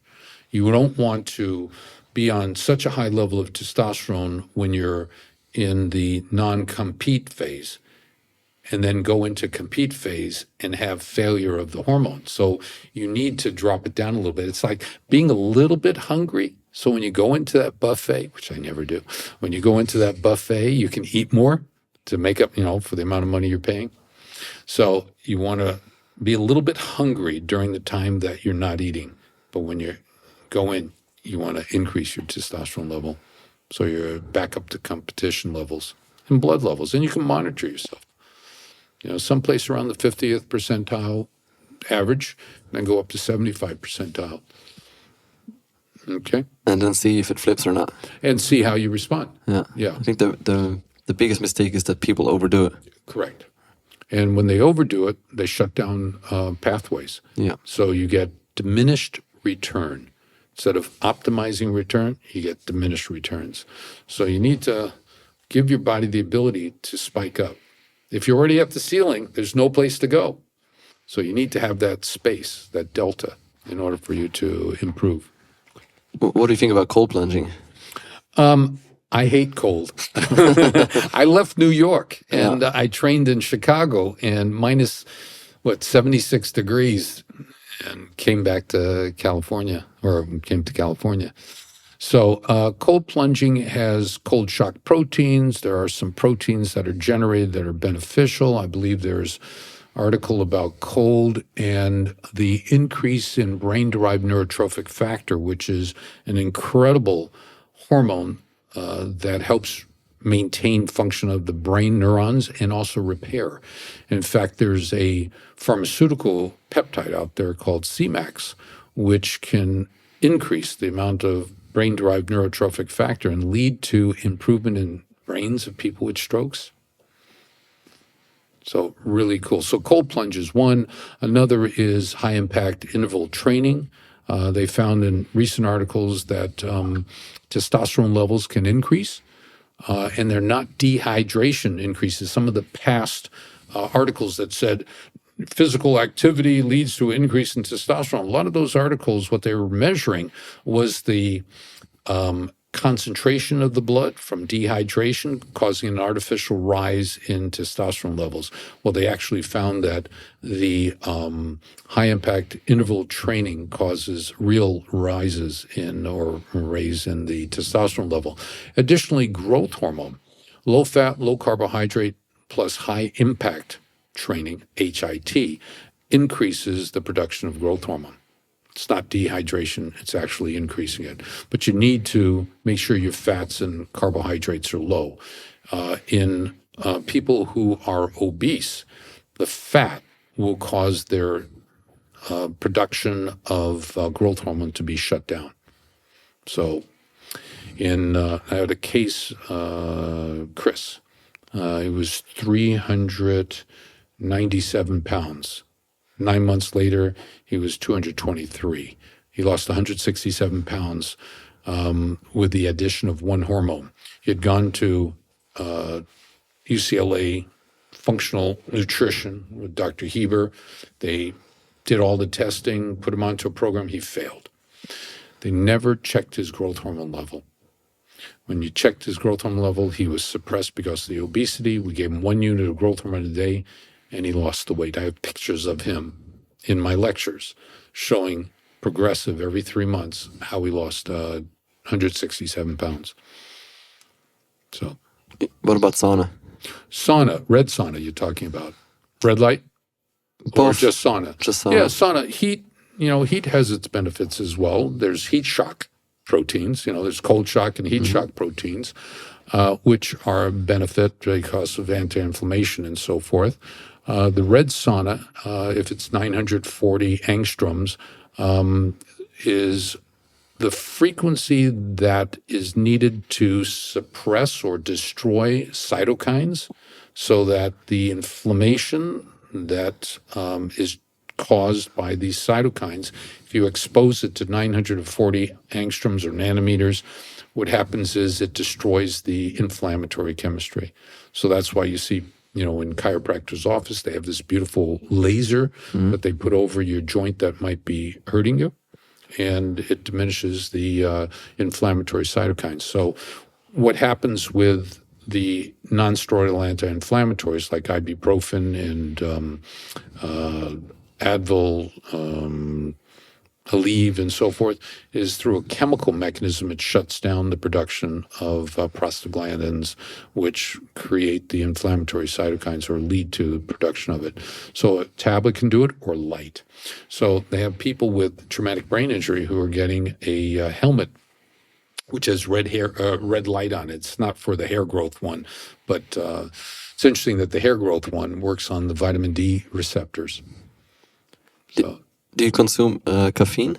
Oh, I love my coffee. Yeah. I do. I collect lots of coffee. Yeah, I just brought some Meerkat shit coffee back from my last trip to Indonesia and Malaysia. So, yeah, I like coffee. Why? What were you going to say? Oh, I don't know. If it's good for you, bad for you. I mean, it's different to energy drinks, yeah. I assume. Yeah, they found that, let's see, cacao is a lot better than the xanthines that are in the coffee. Caffeine is a xanthine. I've been following for, 30, 40, I've been 43 years. I've been following caffeine. Every year, there's an article come out saying increases cancer, decreases cancer, increases cancer, increases heart disease, increases Alzheimer's, decreases. Which is it? You've got so much conflict. Are they confusing us for a reason, purposely? I just drink my coffee.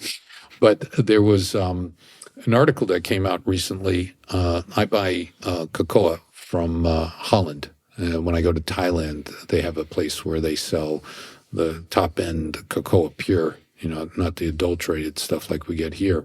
But there was an article that actually showed that if you drink 2 cups of cocoa, hot chocolate, twice a day, that it will stimulate bone marrow stem cells to be released into your circulation. Wow. Okay? So stem cells. Another issue is talking about stem cells, is in our brain, we have a form of stem cell, even in my age, which is called OPCs, oligodendrocytic precursor stem cells, that can help to generate growth factors for the brain-derived neurotrophic factors. And what helps to maintain their production is thyroid hormone, T3. T3, which brings to the discussion of T3 and reverse T3. Reverse T3 is an abnormal form of thyroid hormone, T3, triiodothyronine. And a lot of doctors, healthcare providers, are not doing the reverse T3 and then doing the ratio to see what the level is. And if you don't monitor that level, you can actually be forcing the stem cells to diminish in the brain. And in our patients with a traumatic brain injury or head trauma or physical trauma or high level of inflammatory cytokines from a broken leg or surgery or from dysbiosis in the gut where your microbiome of the gut is off, what happens is it will lead to loss of these brain-derived neurotrophic factors, and you can't heal. So we make sure our T3 levels are great in our patients because we want the added benefit of stimulating the OPCs, the stem cells. So T3 is extremely important, but it's not being given the credit that is due it. So it's more than just testosterone. A car has 4 tires, and you're going to fill up only 1 tire with the testosterone air, and 3 tires are going to be empty. So we need to fill up all the tires with its own unique form of air, whether or not it's thyroid, testosterone growth hormone, or vitamin D, or cortisol, or pregnenolone, whatever it is. You need to be well balanced in order to drive through life with level tires, all inflated to their manufacturing specifications. Do you guys do like an online service? Because what if I'm not in California and I can't come visit you? Mm-hmm. Yeah, I have licenses in 3 states, the largest states. We have a program, which is all telemedicine, where we do the testing. We send someone to your house to draw your blood, or you walk into one of our draw centers. I don't own any of the draw centers there, through the laboratory. I don't own the lab, don't own anything to keep my life subtle. And we have about 117 clinics that their primary docs have been trained by us, 117 clinics in 12 countries. We're adding 4 more countries. That's why I'm traveling a lot now. Was picked up to go to Australia by the Australian Army to help them with traumatic brain. So we've got a project there for laboratory. So people, if they want to, access our technology, they can go to, our educational platform, which is tbihelpnow.org, and read about the work that we've been doing. It has access to articles that I've written and articles that are key articles in understanding the arena that I'm in, neuroendocrinology, endocrinology. There are videos, a lot of the programs that I've been on in the past, Montel Williams, NBC, ABC, ESPN Outside the Line, and here, okay? And that's the educational one. From the education, they can go to our products, which is millenniumhealthstore.com, and they can pick up the, understanding about our products that we have there. If they want to become a patient from either of those sites, they can click to be taken to our enrollment site, where they just fill out, I think it's 8 questions, and send it in, and then someone from our office will contact them. And as I said, we're self-funded with all our financing to help our veterans to stop the suicides. And my daughter, Allison, her specialty is gut brain. And in the past, she's been with me for almost 10 years. She's become very, very efficient at doing what I've been doing for almost 30 years. She had a good teacher, I guess. And then we have a software package that analyzes everything. So we have colleagues that want to get trained by us, but it took me 43 years to get to the level that I'm at. My past was in computer electronics. My father died of bone cancer is what led me into medicine. And I kept my finger in the computer technology and spent 9 years writing a software package, which is now in 117 clinics in 12 countries, going out to Indonesia, Malaysia, Philippines, and Thailand next in August. So if people want to if doctors, healthcare providers, all healthcare providers, from naturopaths to physician assistants to MDs to DOs to DCs, if they want to be able to provide our technology to their patient base, the software is what will help them to achieve that level. My daughter took about 18 months working with me to become proficient. The software does it in 15 minutes. So it can help to get them to the same level. And it gives them diagnoses, gives them education, and then it gives them predictive treatment. So it'll tell them, based upon the results, what recommendations or suggestions for treatment. And of course, it's the doctor or the healthcare provider's prerogative to accept it or to go their own way. But we have a lot of nuances, a lot of things that the literature has taught me. That's everything I know is from reading. And I go through 10 to 20 articles a week. This week it'll probably be close to 50 because I'm writing a paper. And every Sunday I release an article, not mine necessarily, but from one of the readings that I did that seemed to be really important for the 1,000 or so members of our Millennium Articles Club, Journal Club, if you will. And Sunday at 1 o'clock in the morning when I go to bed, send it out. And that's it. You want to be on it? I do. Oh, you're already on it? No, I'm not on it. You're not? Okay, I'll get you on it. I'll send you some past ones. I'll look for some of the testosterone ones. Obviously. And the paper that I'm writing for the American Academy of Age Management is a response to this testosterone article that said categorically, low testosterone, early death. Okay? Which should open up some ears and eyes of people who are listening. We've got to pull our head out of the ground. I was going to say someplace else, but I think that's more proper. You got to pull your head out of the ground and understand that hormones are part of who we are. I mean, people look at me and they say, you're not older than 50, 55. I said, number one, you need glasses. Number two, I'll be 72. And it's because of what I've been doing with the hormones. Think of it very simply.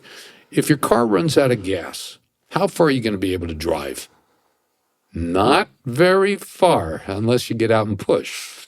But if you maintain the chemistry proactively, preventative, you maintain the hormones, testosterone, growth hormone, thyroid, cortisol, pregnenolone, progesterone, allopregnanolone, if you maintain those hormones, you'll have an incredible quality of life. And it all starts with the brain, which is the control center for everything else we do. Right? Yesterday I have an acre of property where I grow plants and so forth, and I was there for 2 hours digging holes, chasing the gophers, chasing the little topos out of the ground, planted some strawberries, got a Sumatra tree going in, I think I got some basil for the wife. Yeah, some Italian basil. She likes cooking. It works. You look incredible. Well, yeah, I would have never guessed. Yeah. That was from the tree that bit me. Yeah, not the cat.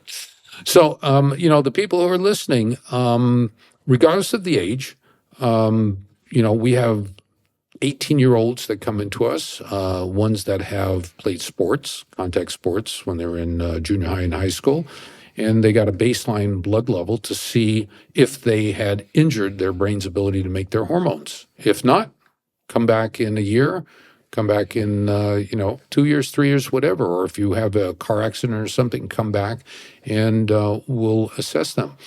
But the majority of the people I'm seeing, me personally, are the military, and I've got 23-year-olds, 40-year-olds, 60-year-olds, 80, 94-year-olds, and all of them have hormone deficiencies, whether or not it's due to the trauma or due to just aging.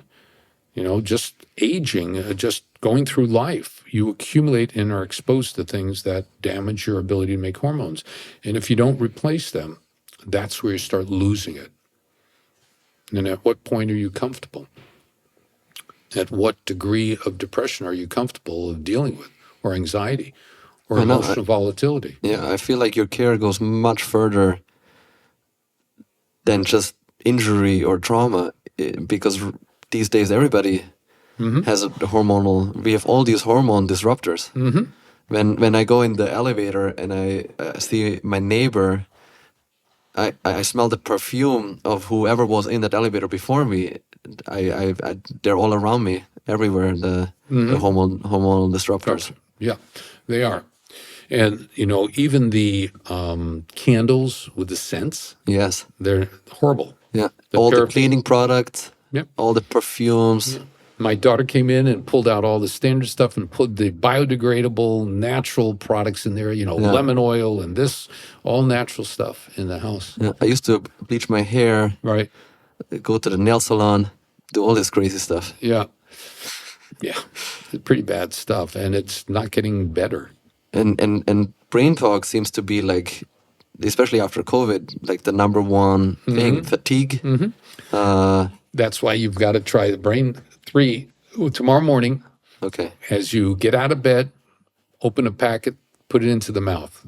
Okay? And just like I did this morning before I had my coffee, before I had my gluten-free waffle with almond butter. Natural almond butter. Yeah. So that's what I take 3 to 5 times a week when I was traveling. Now, I went to Tampa, Florida. So I got up to give my lecture at 9 o'clock their time, which was 6 o'clock our time, biologically my time. And I usually get up an hour or two before that. So I was up like 3 o'clock in the morning, getting ready for my biological time, 3 o'clock, 6 o'clock there, to get, I took a packet of this and I was just going for 12 hours. And I've been using this since, this one came out. This took 16 years to make. 16 years because of all the clinical testing that we have on it. Every one of our products, 8 years of testing. This is a purely anti-inflammatory one that we reverse tinnitus, ringing in the ears.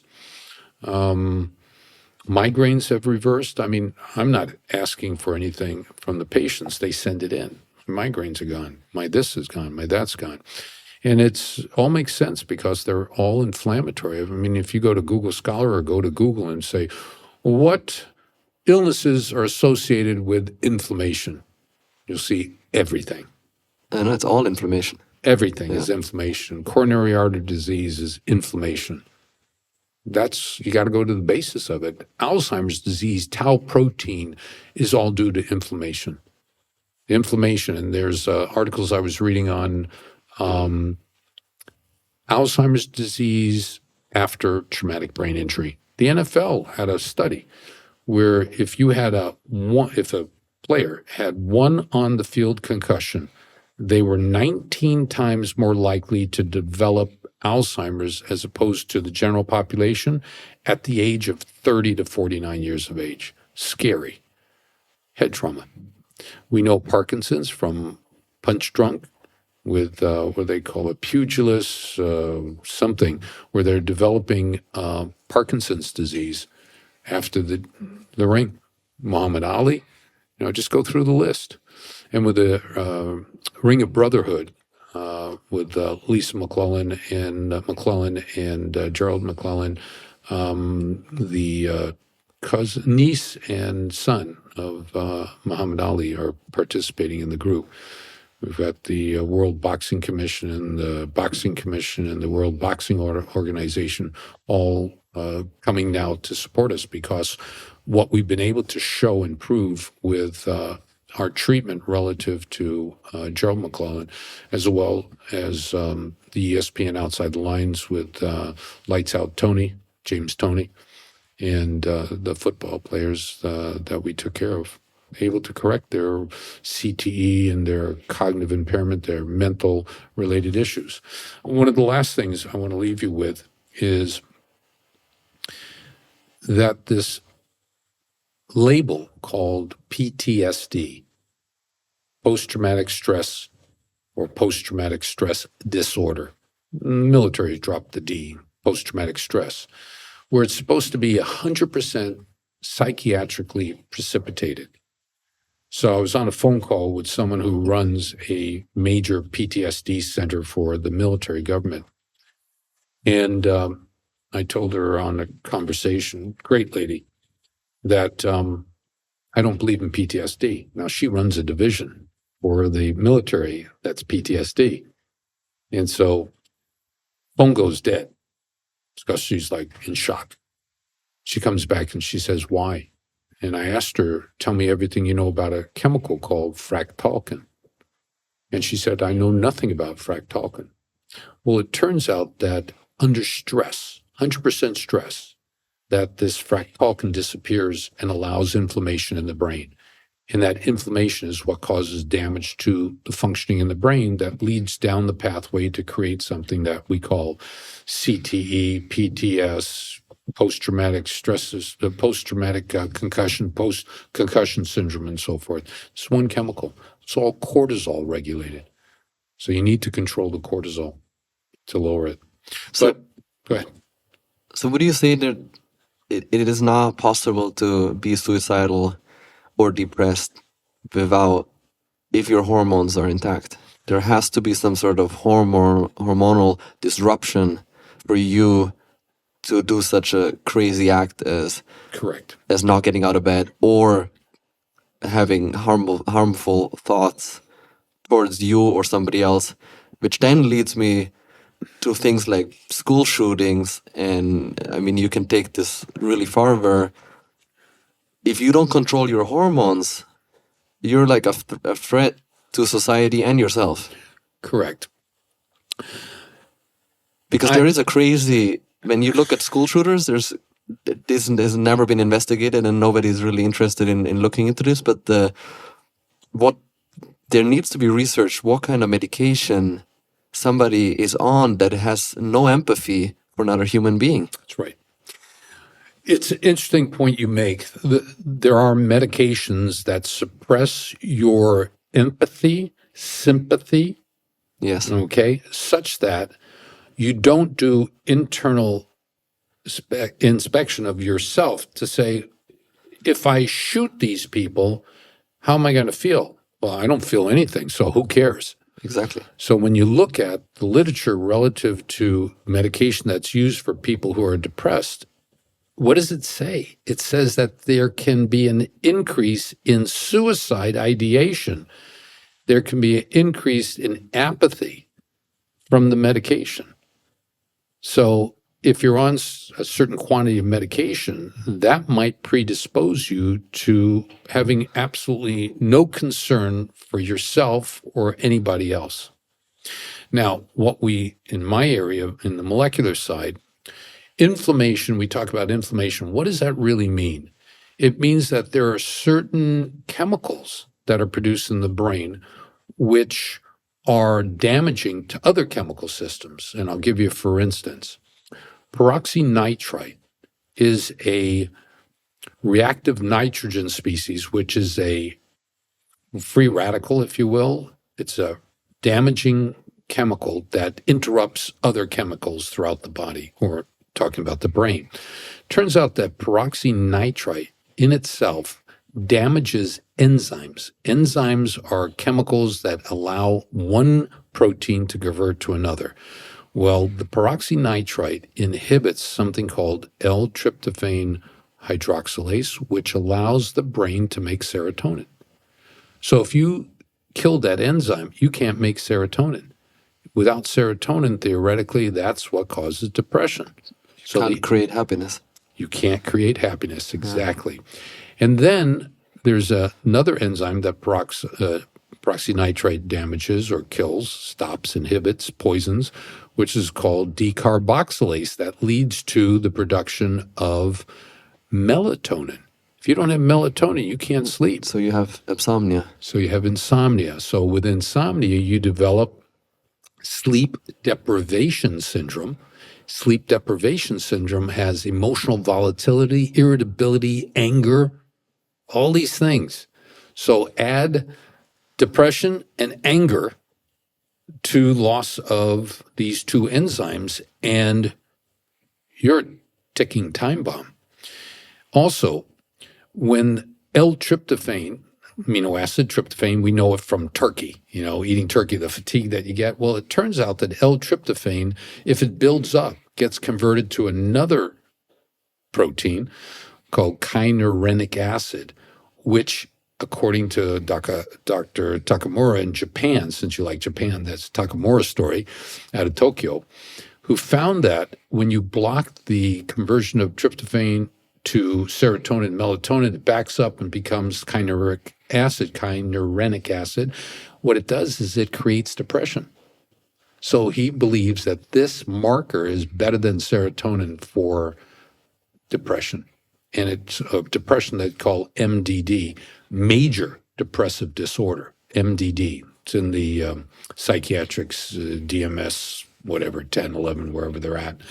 But it's all connected. So does this go as far as that I might think I'm transgender, or I might think I'm a woman because my hormones are that disrupted? Could that be a Like, is it symptom? biologically Possible? Anything's possible these days. Suggestion. or can you be thinking that I'm in the wrong body or have the wrong gender if all my hormones are completely aligned? Aligned for the opposite Have they like gender? tested like somebody that is transgender if their hormones are in range? I don't know the answer to that. But that would be interesting to look at, because like if you think you're in the wrong body, Then the hormones. maybe the hormones are wrong. It's in the brain. There's the neurosteroids that are produced in the brain, and then the neuroactive steroids that are produced below the neck. So if you're genetically XY for a male, you theoretically should have genetic XY hormones. But if there is a disruption because of the glyphosates or Yes. the endocrine disrupting, will that create a greater deficiency or insufficiency of a hormone, pushing you further to the other side? I don't know. It's a great question. It's not my area that I work in, but it's an interesting question to Because be looked also, at. you pointed out the amount of vaccines, the amount of ibuprofen, the amount of glyphosate, the amount of crazy food that we consume Right. that are not even is Toxins, food. Yeah. And all the things now that I lack as a young human being, right, might really create confusion in your brain and lack of hormones. Yes, that possibly can happen. But I think that early gestational pulse of testosterone or absence of testosterone is what sets you on a pathway, okay? And there are things that can knock you off that pathway, I understand. So at 1 to 3 months, if you don't get that second pulse, that might be what pushes you further, and maybe further hormone deficiency, as you living your life, adolescent up to 5, 7, or whatever, that might add to it and push you off the pathway of your genetics. So if you're ascribed to male or female and you go the opposite way, can it be due to the accumulation of further damage? The heavier the weight until break the camel's back kind of thing. And I've seen some children who have come out and said that they are in the wrong body. Now, is that because of someone telling them that, Praising them? praising them or convincing them, or is it really what it is? I mean, when you're a kid, you tend to go where the crowd goes, and then listening to some of these case studies of indoctrination through suggestion. When you're young, you're suggestive as opposed to being critical thinking, which has been removed or in the act of being removed. Critical thinking. What is critical thinking? And I heard Rogan say when you get put on testosterone, you feel amazing, Yep. right? Yep. Or There is no way you're going to not feel good. correct. And it's not necessarily putting them on testosterone, raising the their level of testosterone. testosterone, regardless of how you go about doing it. Yeah. You feel absolutely great. So it will take a long time till you're like, oh my God. Who knows? Maybe that should be the study. Take someone who is male, who thinks they're female, and look at their testosterone and then correct the level if it needs correcting. But you have to look at all the hormones because no hormone is an island. All the hormones interact together. Growth hormone influences prolactin, influences thyroid, influences luteinizing hormone. It's just, and this is what I put into the program, is how each and every one of the hormone influences the other. And then there's medication that influence the different hormones. Well, bupropion, which is an antidepressant, influences growth hormone, which influences prolactin, which influences thyroid, which influences luteinizing hormone, which influences testosterone and estrogen. One medication influences all that. Medication for Parkinson's disease, L-DOPA, dopamine influences prolactin and therefore influences luteinizing hormone. So you increase testosterone production. So there are ways to trick the system. Increasing dopamine will decrease prolactin and increase luteinizing hormone. So without even using anything of testosterone, you can influence testosterone production furthest down the line. So understanding the biochemical pathways in a way that you can influence from this hormone to that hormone is, it's a fun tool. I've never used it, but it's a tool. Understanding the biology. Should kids do blood work? I think kids should do blood work, and they do What have age? blood work done. When they're young, they have it for anemia. They have it done for CBC, complete blood count. What age? It's a great question. I mean, the reason why I only take 18 years of age and older is because by 18, you've got your entire hormone system already complete. Peripubertal, 12 to 14, 12 to 15, you get fluctuations on it, and we don't treat them. I mean, my daughter does take adolescents. I don't, because our military are usually 18 and above. But she has a 7-year-old, a 6-year-old. She'll run some, very basic testing. If they're 14, 15, and have played sports, whether or not it's rugby or volleyball or tag football or, something that has, or wrestling, they do wrestling, and there's a contact sport. She might run luteinizing hormone, testosterone, thyroid stimulating hormone, T4. What else is on the list? Testosterone. Cortisol. She'll run 6 or 7 blood tests before they're 18, and as a foundation. I mean, when I went to this Subconcussive and gave my keynote on the molecular chemical aspect, I recommended that before a child gets into a contact sport, that they have a baseline lab done. And then every 6 months thereafter, as long as they're playing the game, and if they should have a concussive or subconcussive hit, that they should wait 3 months and then repeat the lab. And the reason for the delay of 3 months is because in studies that have been done, it takes about 3 months for the body to shift a hormone deficiency or create the hormone deficiency. There was a study done on mild TBIs, and they found 56% of the injured at 3 months, the acute phase, 56% had one or multiple hormone deficiencies. And when you got to 1 year, it dropped to 36%. So you had 20% improved. Okay, so understanding these studies allows us to put a timing on when to do labs. Though what's the difficult part is figuring out what labs we can do that are relevant to a 12-year-old or a 15. Are they making testosterone? Are they making luteinizing hormone? Yeah, they're making DHEA from the adrenal glands. Yeah, they make cortisol. Thyroid, they're making thyroid. So it's limited. In our adult packet, there are 28 hormones or 28 markers that we look at. And it's been pretty darn accurate. Pretty darn accurate. And it doesn't matter if they're on testosterone because we see the patterns.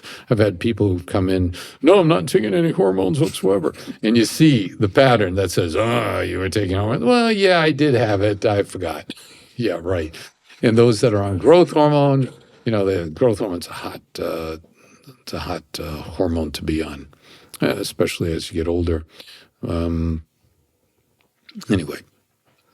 that's it. Tell me about this stick before you go. The stick? Yes. This thing here? Yeah. What is this? And what is this means a little bit of a story, okay? Okay. A patient came to me in 2015, Green Beret EOD, which is Explosive Ordnance and Demolitions. I asked him, what does EOD mean? He says, I blow shit up, okay? So Andrew Marr was on 13 medications, full-blown alcoholic, because in his fourth tour of duty, he got blown up. And not a scratch on his body. But 6 months later, he was on 13 medications. So I had seen him on a program. I reached out to him and I said, look, I'm not crazy, but I think I might have an answer for what you're going through. So he's from Texas, and he was in California doing some brain health things at the medical centers designated by the military. And so he drove up from San Diego to come to my office in Encino, where I drew his blood and immediately started him on a blended testosterone. It's one that we developed in 2002, which is testosterone cypionate and testosterone propionate blended together. And the reason for the propionate is it gets into the blood in 1 to 2 hours and gets active, where the cypionate takes 36 hours. So you have one that gets into the cells and into the brain rapidly, and then it's followed up by the testosterone cypionate. And he leaves the office and starts driving back to San Diego, and he's a road rage maniac because of the medication and everything that's going on with him. And he has a calm drive. His wife calls, his mom calls, he's on the phone. He normally only talks for like 2 minutes. He was on the phone with his wife, Becky, for maybe 40 minutes, 45 minutes, an hour, talking about everything. And she was just, what? It was usually, how you doing? Okay. Where you going? Home. That's it. How you doing? And he goes into a dialogue on everything. He's telling about what happened in the office and so forth. So anyway, Andrew gets off all his medication, not drinking anymore, nothing, ends up going to Pepperdine, getting an MBA, ends up writing a book with his brother Adam, who's a Army Apache helicopter pilot captain, who gave up his commission so he can help his brother who wasn't doing well. And they co-founded the Warrior Angels Foundation. So they wrote the book, co-founded Warrior Angel Foundation, and the book was called Tales from the Blast Factory, talking about all the explosions and a lot about his philosophy on life that he developed. And they handed the script, not the script, they handed the draft of the book to an editor. The editor loved it and hands it to her girlfriend, who happens to be this 2-time Emmy Award-winning documentarian, Jerry Shear, here in Hollywood. And they end up doing a movie called Quiet Explosion. It was nominated for 2 Academies. It's not about me. It's about our patients telling their story. And 7 of the 10, 11 patients come from our office. There's military, there's football players, there's surfers, 2-time Guinness World Record Sean Dollar. There's a gymnast. Julianne, who was on her back for 18 months. Everybody didn't know what to do. She flies here to California from Nashville, Tennessee, from Tennessee. And within 48 hours, she starts feeling better. She was stuck in her undergraduate bachelor. She's got a PhD, and now she's helping people in kinesiology. We've got a guy that had 20 years post-heart attack, open heart surgery, just off, doing phenomenally well.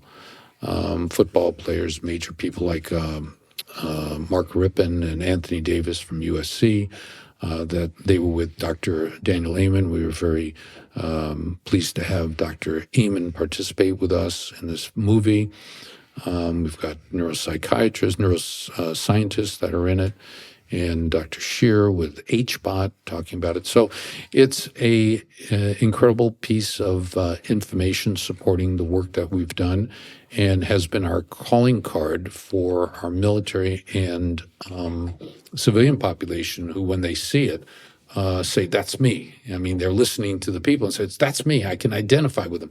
So what happened when this was released in 2022, what happened was I got a whole new group of military coming in, because they said, listening to Andrew Marr, my Green Beret partner, that they can identify, that's exactly what I'm going through. So it's been an eye-opener to let people know they're not in isolation. The problem that we find in our veterans is that they don't want to admit that something's wrong. And that's why the suicide rate is where it's at. And we have an answer. As I told Andrew, look, I'm not crazy. I think I might have an answer. It is an answer. It isn't the answer. You know, I've worked with ketamine clinics. I wrote a paper last year about psychedelics, psychedelic-assisted therapy. It works in our population where they might fail or they might want another pathway to try. Psychedelics work very well, but you need to be on an anti-inflammatory regimen in order to maximize the benefit of these treatments. Because in order for a psychedelic, ibogaine, ayahuasca, or psilocybin to work, or LSD or MDMA, you need to have good chemistry in the brain, where the receptors, the protein that's the psychedelic, can interact with the receptors and function to do what they're supposed to do. But if there's inflammation, chemicals like peroxynitrite destroy it. So you need to clear it out. So now working with an organization called Wake, which moved to Richard Branson's island in the British Virgin Islands. We have a new product coming out, which is a medicinal mushroom, 6 medicinal mushrooms that drop inflammation in the brain. Tastes real good because it has cocoa in it too. So, we keep on expanding our venues that we're involved with as we start seeing how our pilot programs are doing. We do pilot programs with a whole bunch of things. That's why this took 16 years, because we did little pilot programs seeing how CoQ10, PQQ worked, how B1, B2, and B5 worked, how mucunapurins works, and some of the biologicals that we use, plant-based. There's no drugs in any of these. They're all plant-based, and some of them are vitamins and others are minerals in it. So they fit. Then there's no GMO, there's no gluten, there's no sugar, glucose in it. It's all the plant-based sugars, stevia and allosanol and so forth that's in there. So what else? And our DHA, which is one of the omegas, doesn't come from fish. Comes from plankton, comes from seaweed. So that people who have fish allergies don't have a problem with the product. So all our stuff is manufactured here in the United States, Colorado specifically. Our PhD is in delivery technology. And what makes these things work so well is the patented delivery. I have papers where I tell everybody what's in it. On the back of it tells you exactly what's in it. And we don't put proprietary. We could put proprietary blend and hide what it is, but no, it's all out there in the open, because what makes it work is the delivery technology. Gets right in. For me, it takes about 20 minutes for it to kick in. I have people 5 minutes, some people 40 minutes. Everybody's different. So it'll be interesting to see how you respond with the Brain Rescue 3. So what is the delivery? The delivery is liposomal, which is, think of it this way, as in the manufacturing process, we put the active ingredients into little cells. And they're small enough so they pass into the blood.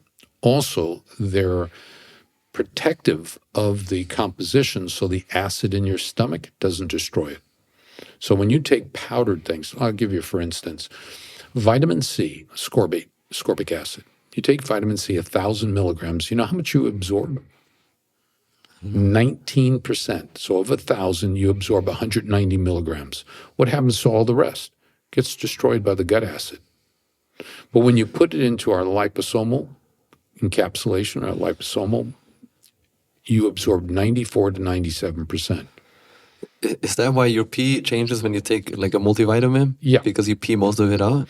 You pee most of it out, but it goes through the circuit of the circulation and through the kidneys, and the kidneys filter it out. So it's already had a chance to circulate in the body. When you see rich-looking urine that smells like a vitamin, it doesn't mean you've lost any benefit. It means that the body has filtered it out, and some of it stays around. Well, with ours, because of the liposomal, it stays around.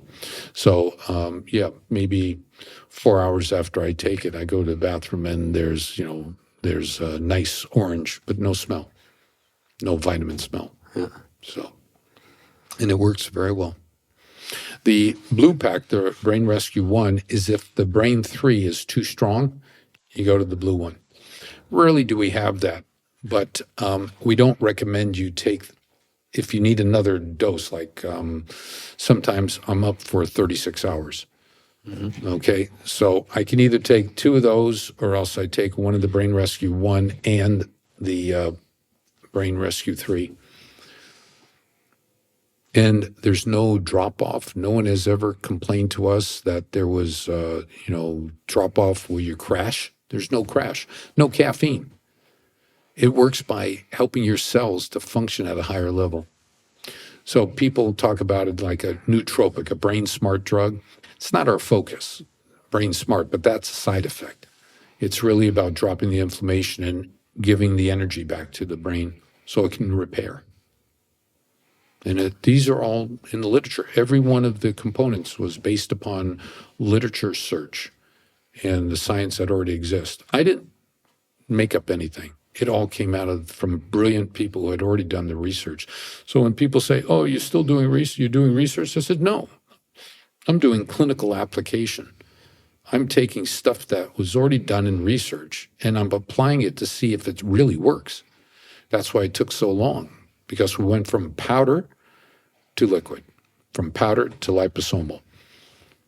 And we went through the rendition. This was orange, this one here, Brain Rescue 3, was 43 capsules. People were taking 43 capsules. Here, it's 5 cc's, teaspoon. I know my wife hates taking like a handful of capsules. I take like organs, pills. I take like a bunch of stuff. So, she can't do it. Yeah. And that's why these have become so beneficial to compliance, for compliance. Yeah, we do have a very small capsule of DHEA, small capsule of pregnenolone, the 4 capsules of ultra nutrient. You take 2 after breakfast, 2 after dinner, or 2 after lunch. That's it. The amount of capsules, we went from 43 down to 4, 5, 6, 7, on the average 7 capsules in a day. And we found that taking massive amount of capsules is a turnoff. Yeah. Yeah. I can Especially relate. for women, I guess. I don't know. For anybody. Yeah. For anybody who wants to take, a for my handful. wife. I had these 2 80-year-old husband and wife that came in with, each of them was carrying 2 shopping bags full of supplements that their doctor had put on. And I'm going, you got to be kidding me. So I'd say to him, okay, when do you take them? Breakfast. I said, so what's breakfast? Well, we're too full from the pills to eat breakfast. So they were malnourished. And they were looking at, I took 2 weeks and I looked at their stuff. There was replication, duplication, resveratrol, just compounded. It just, whoever was doing it was not being conservative and thoughtful of the individual. And that's what this is all about. One packet, that's all it takes. You let me know. So to sum it up, you would take, if your hormones are in place, you would take something like this for controlling the inflammation of your brain. Correct. Then you would also have vitamin D. Correct. Zinc. Correct. A multivitamin. Correct. That's it. That's it. And pregnant, Just as a starter. Yeah, as a starter. Yeah. You know, looking at the hormones, I hate guessing.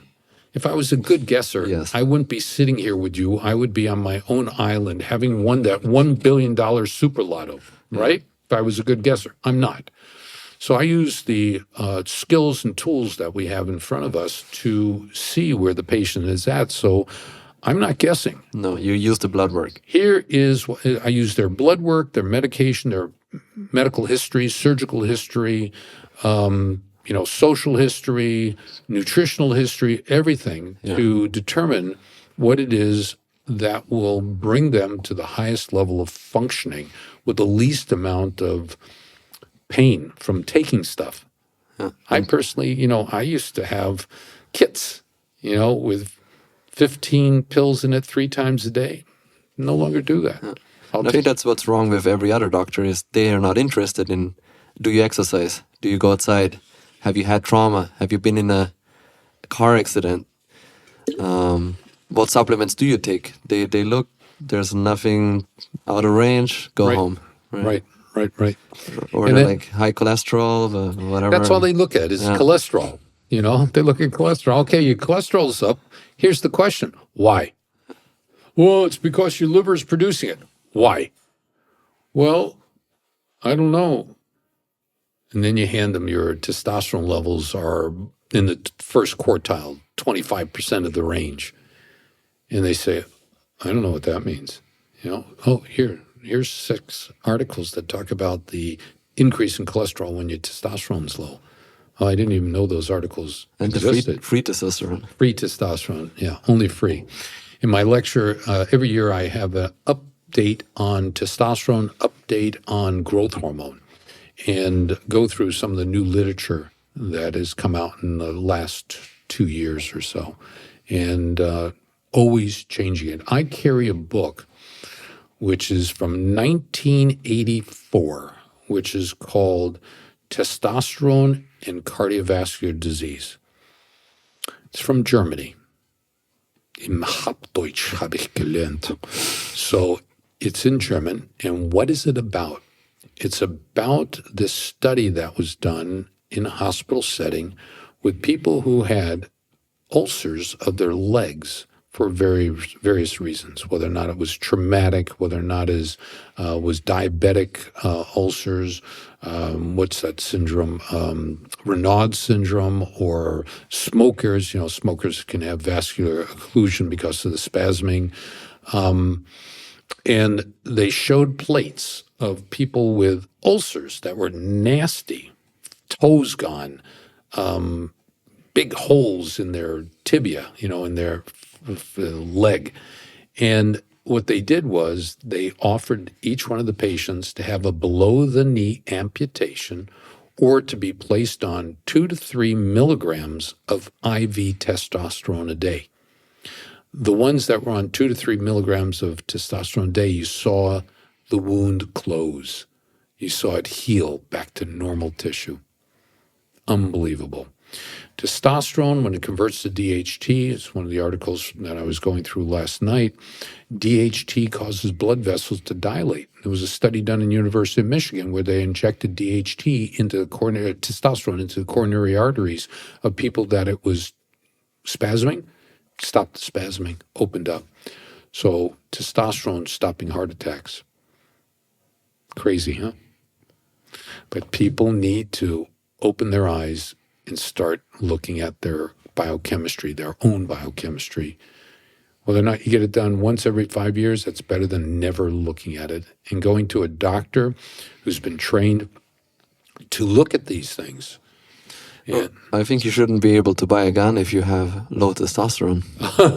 That would be a good background check they should be doing. Yo, how's your testosterone? Yeah, how's your testosterone? If it's too low, don't get it. Yeah, because you're a threat. Like it's not good in your hands. Right. Have you ever used Google Scholar on the internet? If you go to scholar.google.com and you put in a search, low testosterone depression, you'll see hundreds of thousands of articles talking about the relationship between testosterone deficiency. But there are more with thyroid.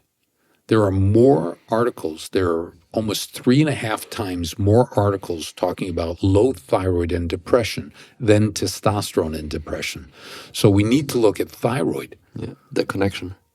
Thyroid increases the occurrence of depression. Yeah. Also, it impairs the brain.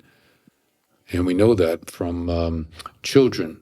Thyroid deficiency in childhood creates a mental compromise, mental functioning compromise. Creatism is what they call it. So all the hormones, you need to look at everything. Yeah. I know you like testosterone. I see you like testosterone. I will bump you up. Yeah. So it's all the hormones for me, testosterone for you. Okay? Thank you, Mark. Hey. It's been an honor to have you. Thank you for your time. Well, thanks for having me here. I'll listen back to this. Yeah. And I can't wait to try that. To try this. Yeah. Try it tomorrow and give me a call tomorrow night. Okay. You got my number. I do. Okay.